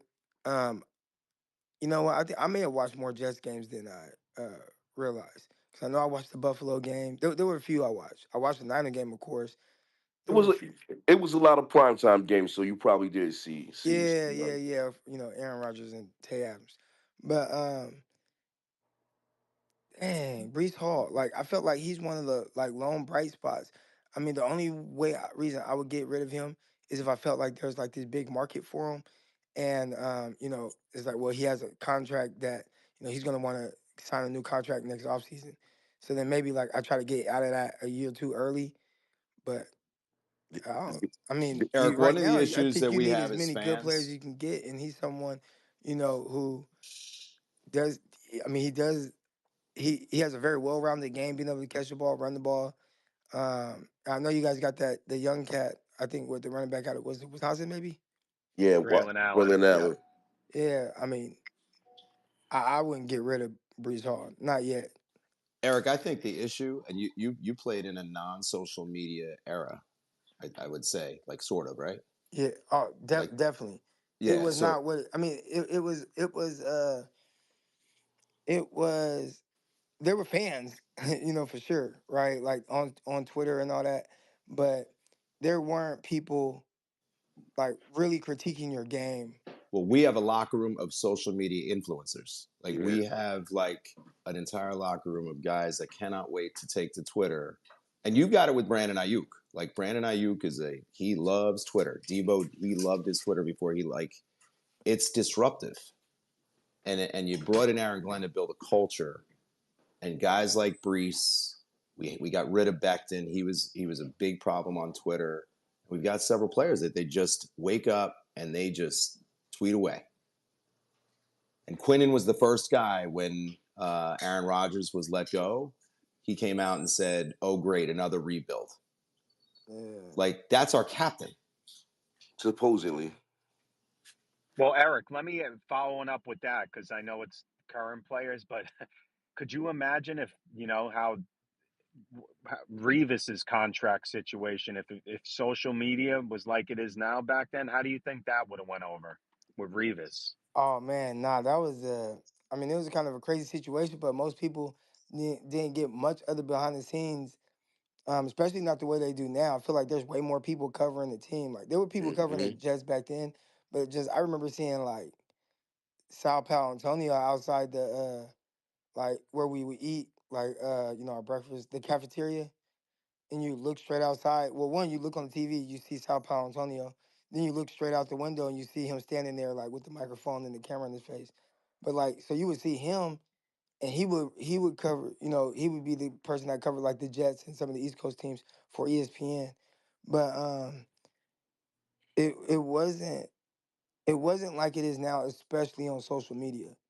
There was a lot going on, like, cause when I got there, Tebow was there still at first, until they had let him go.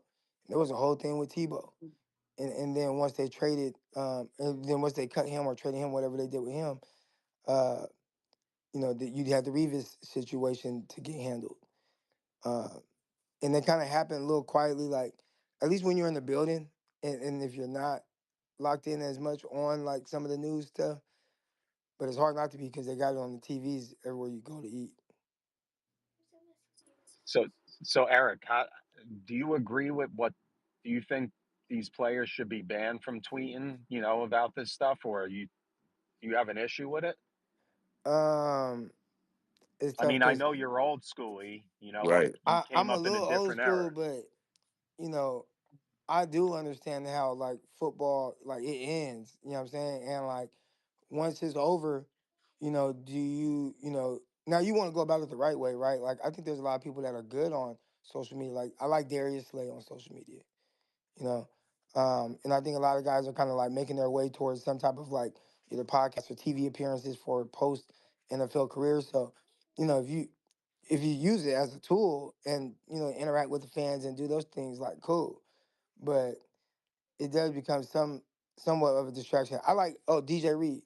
DJ Reed, I see his tweets and it's like cool, man, sell yourself, market yourself, like talk about your numbers.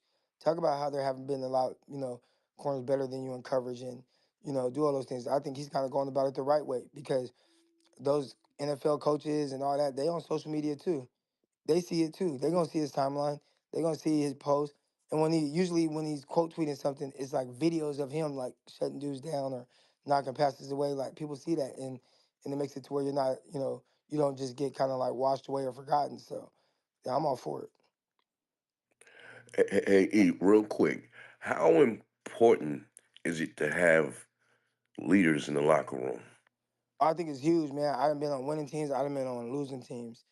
And the leaders are the ones, they especially to get through to your peers, because you gotta remember, man, like there's a lot of dudes in that locker room making some big money. A lot of dudes. And to get men to like buy into doing something that's selfless when it's like, man, I'm making $1 million a week or I make half a million a week or, whatever it is. Like that's tough. So I think that's where leaders are important because they hold everybody to a standard regardless of the money. Like nigga, I make millions too, you know, and I'm still doing Hmm. extra. I'm still taking care of my body. I'm still I'm still getting extra film time. Like, come watch film with me. Come do this. You know what I'm saying? Like, there's just so much that the leaders are able to get some of the players behind. And if you don't get behind it, typically you end up kind of getting up out of there. Like they'll figure out a way to get you out of there. So now I think leaders are definitely pivotal, really at all levels of football.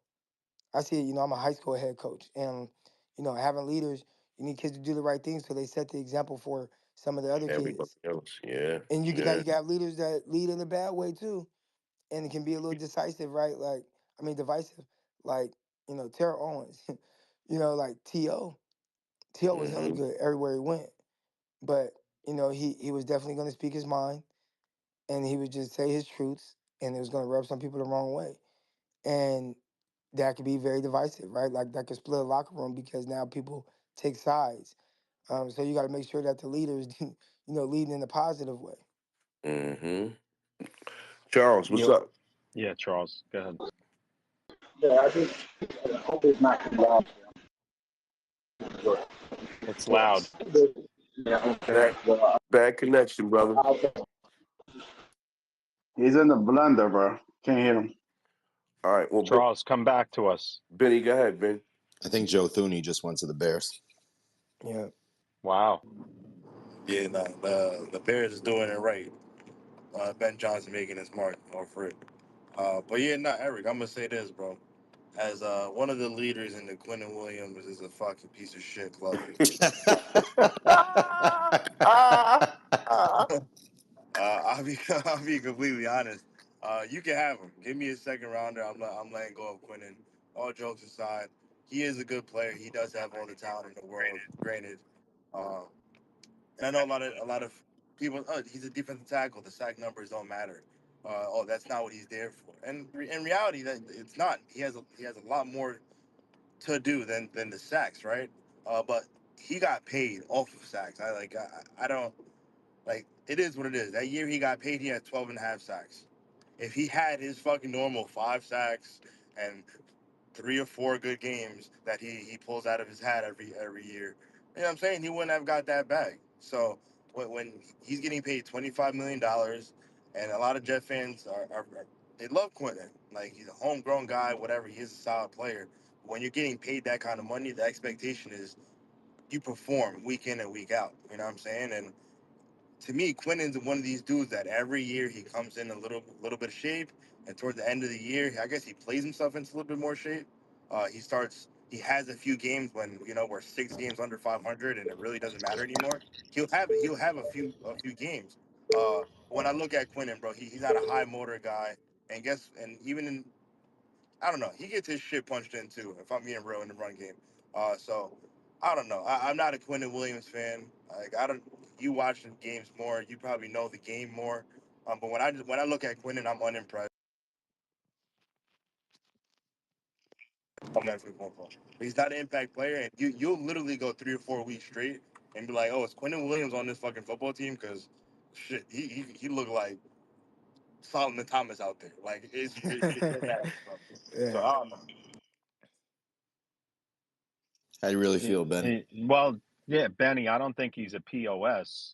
Listen, I don't agree with some of the stuff he says, but you want to comment on his, play of that, and how you feel like is he, somebody you build around going forward with this regime?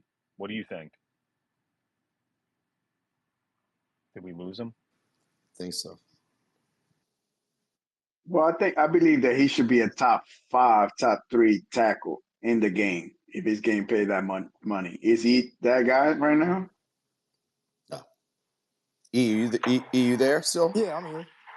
Oh, okay, we lost you for a second. Oh, my bad. PD, I what must have was your missed that question? question was directed at me. My bad. PD, No, what it's was all your right. question? No, I said, I don't think he's a POS because he's not. Listen, he's a football player with emotions. The guy's never been in trouble. He doesn't curse fans out, blah, blah, blah. But do you think going forward that he's somebody to build around with, this regime? And how do you think he'll fit in Steve Wilkes' system? Yeah, I mean, I think, again, I kind of explained it earlier. It's hard for me to know exactly what Wilk's system is. It may have been a little bit similar to what the 49ers were doing, with some of their off coverage stuff. But, all coordinators, they come in, they say they want to be aggressive and they want to be fast and they want to put pressure on quarterbacks. They all kind of say the same thing. And I think he said some of the same things with the 49ers. But if I remember correctly, he did run a little bit more of a too high. I think he was a 4-3 guy. So Quentin Williams being able to be in that probably 3 tech, um, I'd assume he be good. But for him, sometimes you need kind of like that wake up year. So does he have somebody that's willing to challenge him? Does he have somebody that's gonna say like, hey, like, we need you to be this, and then him work to get in, his best shape to be the best version of himself. So I think that would be a big thing for Quentin Williams because we talked about leaders and accountability, and it's like, all right, well, who makes the leaders more accountable? And I think that's got to be Quentin Williams. It's like somebody's got to do that for him. Anyone else got anything for Croc? Yeah, yeah. I wanted to ask about obviously with Steve Wilks kind of being with the defensive coordinator, knowing Aaron Glenn and knowing the principles that normally he likes to run, which is a lot more kind of man concepts, so a lot more kind of cover one, a lot more kind of cover two, right? Kind of getting the safety to kind of cover the shallow. Do you think that overall wise that the Jets are most likely going to be drafting that sort of player that can fit more of a man coverage scheme, or do you feel like like during free agency, like Carlton Davis is a free agent, knowing the Lions had like a very high percentage of playing a lot of cover one? Do you feel like Carlton Davis can fill in that void, even though he's a little bit older, but he can still fill in that role and be CB2? Oh yeah, what pick do the Jets have? Do they got a first round pick? 7. Seventh. What do you guys thinking they take? Some want the wide receiver, some want the D tackle, some want the tight end and Tyler Warren. Pat McMillan, definitely. And then like, who's your quarterback? That's enough. That's another Ty, episode. Tyrod Trey Taylor, Lance, Croc. baby, Taylor. Trey Lance. Oh, No, Taylor. Croc. Taylor is our Tyrod quarterback right Taylor now. as of right now. I actually like But Tyrod Taylor. uh, Dang, see that's a tough situation right there because it's like, all right, what are we building around? And you guys, I know you guys have gone the opposite line route in the first round with Becton and Vera Tucker, I Hmm. think it is, and uh, Olu. golly, Uh, hey, Croc. Before I let you go, sorry, because there's a lot of background noise. Croc, who was when you were here with the Jets? Who was like the leader that like when you got in the locker room, you're like, wow, you were gravitated towards? Who were the guys then when you were here? oh man, well I was on the defensive side of the ball. I think there was some guys that wanted to be leaders, like maybe like a Quentin Coples. Um, but I'd say one of the more like just vocal guys was probably like Antonio Cromartie for sure. Um, Crow was very vocal. You had and he was a good leader in the sense of like I'd be out there at DB stuff and he'd be like, hey, you gotta step like this and do this. I'm bottom of the roster guy, but he'd still take time to pull me to the side and show me certain techniques that he used and stuff. So Crow was good. Um, I think Muhammad Wilkerson, Big Mo, he was a good leader, good in the locker room, and I think uh, Mark Sanchez too.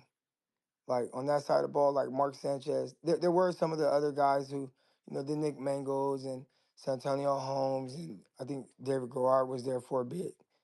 So you had some of those guys, but I think yeah, Sanchez was kind of a good leader, but he got put in a tight spot because they ended up drafting Geno. Then they put him on IR and everything. So, uh, but prior Croc, to that, he was someone that was more vocal and everything to start like OTAs and all that. Can I just ask back to the 49ers for a second? Because it's a weird place that organization's in because Purdy's about to get a bag, and it's going to be a big bag, 50, 55 million, something like that. I think so. I don't know. Yeah, we'll see how that whole thing works out. But we both talked about this a few minutes ago. Like, this could be it for Shanahan, possibly, right? It's a weird place. Lynch has been, and I can't tell if the decisions and contracts are run by Lynch or Shanahan. It feels like Shanahan runs everything. It feels like he picked Trey Lance. It feels like he designs who's getting paid. It feels like, and again, no one knows truthfully, but I don't even know what John Lynch is or isn't because I don't know who was behind the Trey Lance pick. But now that Purdy's about to get a bag, And if this doesn't work out, and you're now tied to Purdy, and you're now tied to Ayuk, and you're now tied to a lot of these contracts, this could get disastrous. Because I don't know if Purdy, what he is without Shanahan, like the next head coach, Yeah, like I who agree. take, I agree yeah, with what you. is he? Yeah, I agree with you. I think if you did like a draft of just quarterbacks, right? Everybody starts with a blank slate. I think some people would be surprised by some of the quarterbacks that teams would take over Brock. You know what I'm saying? Um, uh, and that's not to mean that he's not a good starter. Like I think he's a good, he's a legit starting NFL quarterback. But is he a guy that you pay a bunch of money to, right? Like even let's say to Jordan Love, Trevor Lawrence, they got these big contracts, right, north of $50+ million per year, and everybody's like, well, if they're getting that, they're not nearly as successful as Brock has been, or haven't had that kind of success. So Brock should get more than that. And my pushback is always, well, I would have never paid those dudes that. Yeah. I would have never paid Tua that amount of money. Jordan Love, I probably would have still been a little reluctant. Trevor Lawrence, like I would have never wanted to pay Trevor Lawrence, right? So do you say, well, these other guys have gotten paid, so now we just gonna pay Brock whatever and put us in a tight spot where maybe next year or the year after you're kind of having that buyer's remorse. You get me? Um, I think the one thing that if I was a Niners fan, I would have wanted to see is some version of a Cousins or Rodgers instead of the quarterback. I think Shanahan always wanted Cousins. I think that's the guy he always really kind of wanted. But I would have liked to seen that team in the Super Bowl without a Brock Purdy, without a Jimmy Garoppolo, without and more of those guys. Um, Even this year, I still feel like if you had Aaron Rodgers and Devontae Adams, and I'm not a fan of either one of those two guys, but I think the Niners are a better team with those two right now. I think the issue with Kirk, especially Kirk right now, and maybe Aaron Rodgers a little bit right now, they just can't move as well anymore. Mobile, yeah, no, mobility. Um, I get you. and I think that's a kind of hindering them. So would they be better than Brock Purdy? Like I don't know. I think Brock Purdy, like he for the most part, he fits. I think sometimes, especially this year, you had some guys go down. I think he tried to do a little too much, and and he had to make the play as opposed to doing too much. Because there was times last year or the year before, he'd do a whole lot of running around this and that. But man, I got these studs on the other end, so man, I just need to put the ball in a place where they could potentially, make a play and bail me out. You start losing some of those guys, and they start going down with injuries, it starts looking a little different. And now your decision making is highlighted more now than ever before. And I thought, he kind of, I won't say crumbled under that pressure, but it was a lot. The defense didn't play necessarily like good all year. A lot of people complain about offensive line, but I think that's every fan base. Um, but And he, I know Benny. I know. Sorry, go ahead. no, I was gonna say like, you know, you start getting judged different when you're making $50+ million. And I think the Mhm. 49ers, it sounds like they opened up at 45 per year. I think they're very well aware of like kind of what he is. I don't think they start that low if they felt like, oh, he's just this great quarterback. I think they probably started like, are we gonna come in? We know what the market is. We're gonna come in at 50. Or we're gonna come in at 51, right? And try to see if we can kind of meet close to like 56 by the end of negotiations. To start off at 45, that's and I think they were right to start there too, because I wouldn't want to go over 50 a year with him. What do you think John Lynch has been? Do you think he has been the guy that's built this roster, or you think he's just executed what Shanahan's asked him to do?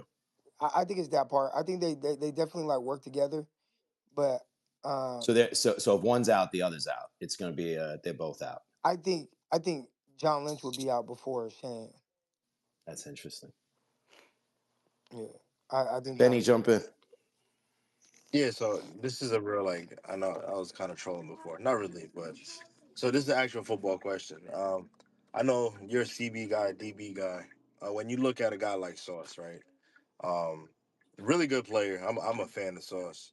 Certain people in the fan base think he's not worth the what in all likelihood it's going to be close to $100 million. You know what I'm saying? Big money for a corner. Uh, And I know like one of the biggest problems is he isn't a great tackler.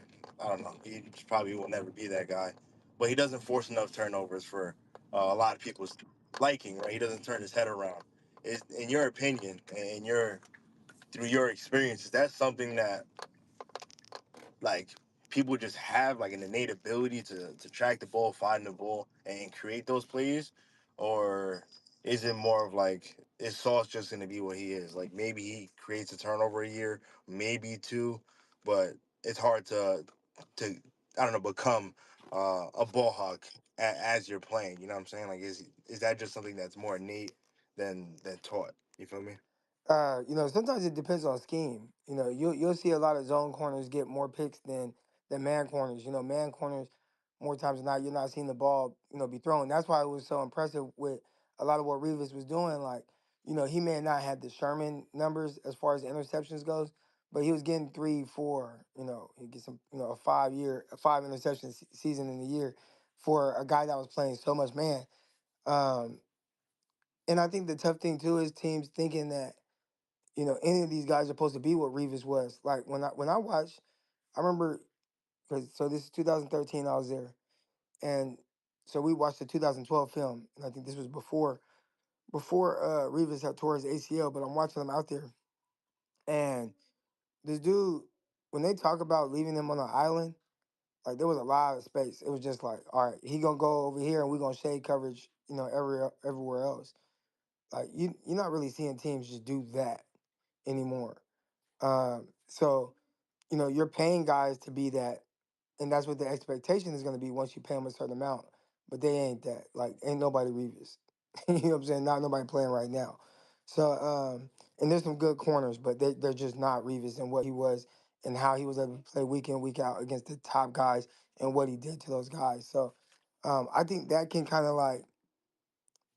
like mess up your perception of what like the corner supposed to look like.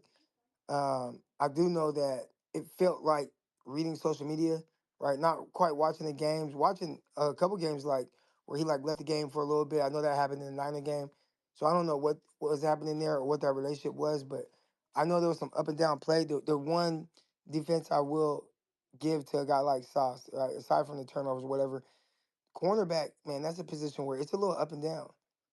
And sometimes you got to kind of ride those waves. And I think a lot of times the negative plays stick out, a lot to us. But, for him, it's just kind of finding his swag again. Because I felt like last year it kind of went away, you know.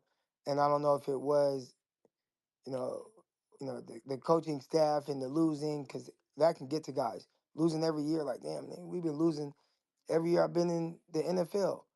That can start to change your focus a little bit, and maybe bringing in Aaron Glenn that'll get him to kind of refocus to be a little bit more consistent. Now, Croc, my question to you is, sticking with the whole source thing is, it was a couple of plays where blown coverage and he's pointing fingers. You as a teammate in the locker room, what do you think of that? Man, I think you always supposed to say the politically correct thing. I mean, you can explain the coverage, and if you explain it in a way, I want to say, man, was it Richard Sherman or it was Talanoa Hufanga? Something happened, right? Something happened. Hmm. It might have been Hufanga. And there was a big play to like Tyreek Hill. This 49ers playing against like the Dolphins, right? Like a couple years ago or something like that. And there was Hmm. a big play to Tyreek Hill. And Talanoa Hufanga explained the play and responsibilities without placing the blame Mm. on the player, right? Right, But then it essentially in so many ways he's saying that really wasn't my responsibility, but he didn't like try to throw a teammate under the bus. You get what I'm saying? right, Uh, right. so So there you is a being a way to kind of teammate, go about it without pointing the finger at other guys. Where you can just kind of educate maybe the media on how you would run a play, and then whatever conclusion they draw from who the issue is, then whatever. But I don't. I think if you go about it that way, it's not as bad. But when you just be like, man, I was where I was supposed to be, and this person, what I'm saying, like see, other people yeah. ain't doing what they supposed. You start doing that. That's a little Hmm. weird. And that's my point. Now, E, I got one question for you. Was you on that team when Gino got his jaw broke. Nah, that was the following year. Man, I had questions for you on that right there. Yeah, no, I wasn't there. But I say this, man, Gino, like, he's much older now, Please more mature. and I'm sure, you know, probably much more mature. And I ain't saying he was like immature, but I think it was a lot. You know what I'm saying? It was a lot for him.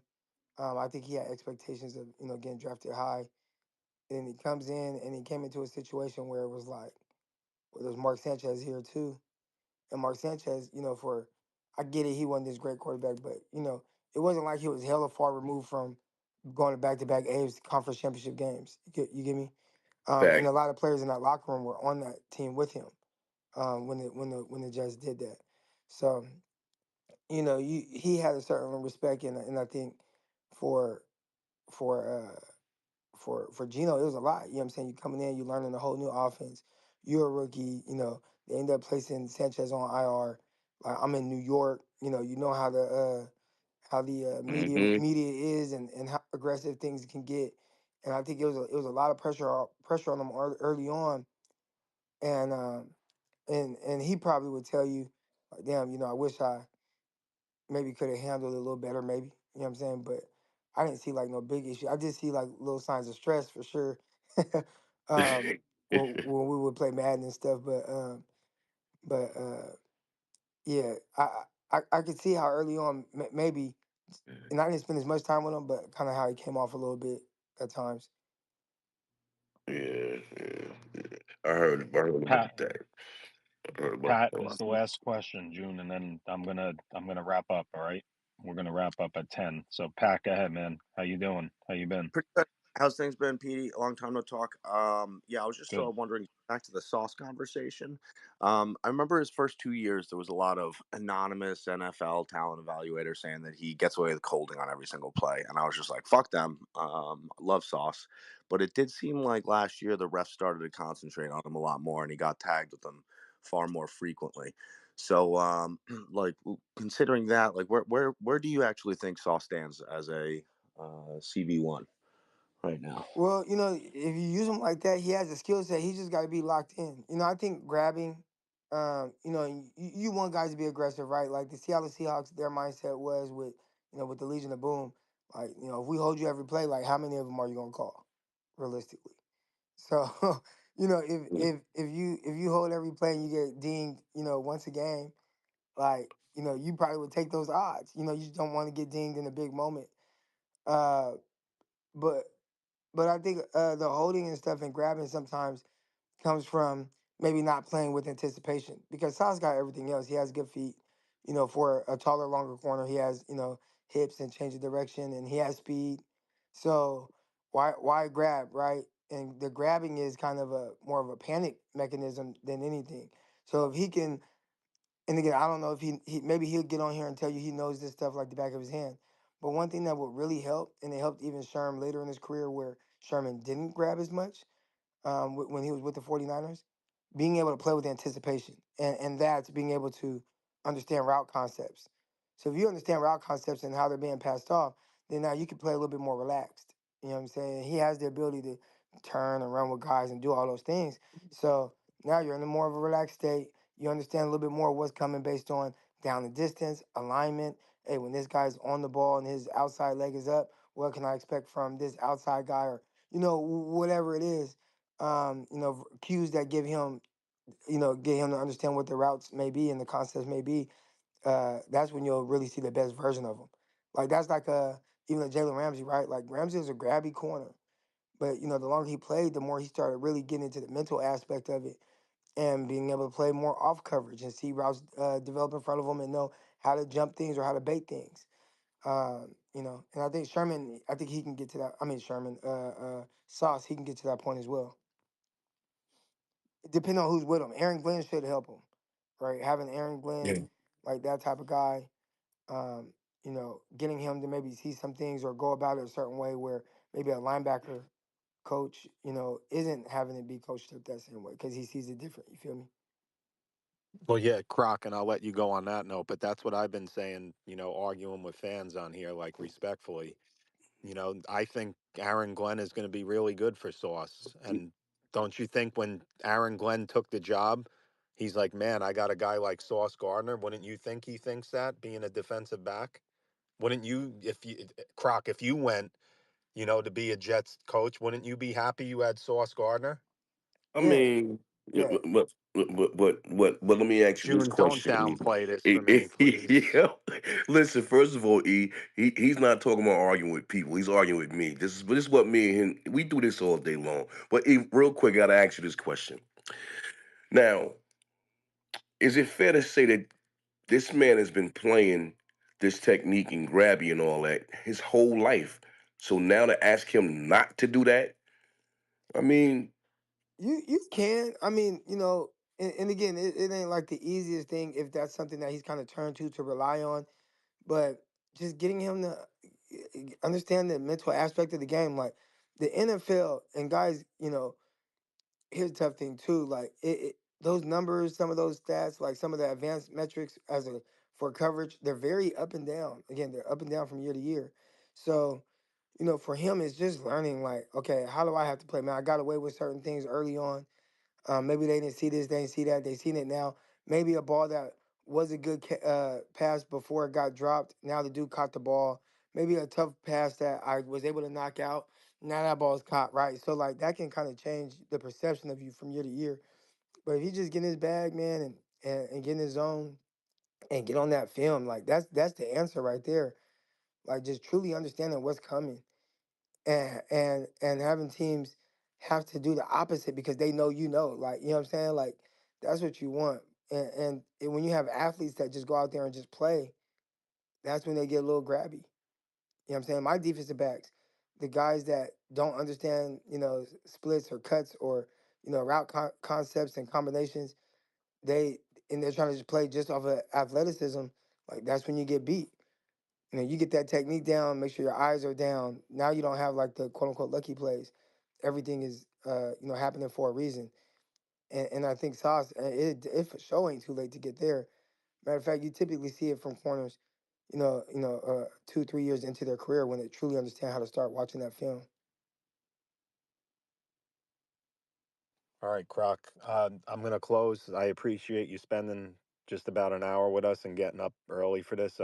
Thank you so much, man, and we'll talk to you soon. And by the way, I see you got a new gig. Are you going to be a high school coach? Yeah, well, I mean, I've been a high school football coach. Uh, I saw that on the bio. I thought it was new. I apologize, Oh but yeah, yeah, all the nah, luck. defensive back. I've been a defensive back coach, for years now, but I ended up going and taking over as the head coach, which is totally different. Like it is, and I see why. Like even at the head coaching level, they you want to delegate things. There are a lot of people that wanted Robert Sala to call plays, and it's like, oh, why is Jeff Obert calling plays? Like I heard a defensive coordinator to call, to be the defensive guy, and it's like, man, as a head coach, you just have so much other responsibility. You would like to delegate, as much as you can. So I am a head coach now. A lot more things I have to deal with, including fundraisers. So if anybody wants to donate, shout out to Quandre Diggs, man. Quandre Diggs. We don't even know each other. But we do follow each other on social media, and I put it out there, and dude donated like $1,000 to it. So, that was cool. So, anything helps. It's pinned in my bio. We're trying to reach a certain goal, and whatever we gotta do to get there. But even if it's $1 that you donate, that helps. But Croc, I'll tell you what. Next time you come on, we'll have you on maybe after free agency if you don't mind, and we'll promote it more and see what we could do. All yeah, right. I'm pretty sure we'll be doing something again back around that time as well. Yep. All Croc, right, where's it bet. in? Hold on, where's it in your bio? Or not my bio, in my it's the pinned tweet. Oh, the pin suite. Uh, Okay. Yeah. all right. Croc, thanks, man. Appreciate the hour, man. You've always been good to me, and you know, I know June appreciates you, and absolutely. we all appreciate you, man. Thanks. He appreciate it, bro. It's always a pleasure. All good. Thanks, y'all. All right, have a good day, All man. right. All right, all right, bet. June, Buckeye, I gotta close. Thank you, guys, listeners, speakers. And you know what? That was I ain't get a chance to fully argue with you yet, man. Yeah, we gotta do that tomorrow, man. save it tomorrow for tomorrow. Yeah, We got another man. guest coming on tomorrow too. Okay, So well, Tear it down. tear it down. The 34 team, have a good. 34 team coming with You, we coming with our pitchforks, Speedy. Pitch. And Benny, we would love to have you as a 34, brother. Yeah. I'm out, We're guys. going. Benny Good We're night. said. going. Benny said, Good, "What do you good, think? He's a piece of We're going shit." stronger after good, every day. Tear it down. good, Tear it good day, down. guys. Tear Yes, it it down. is. Tear it down.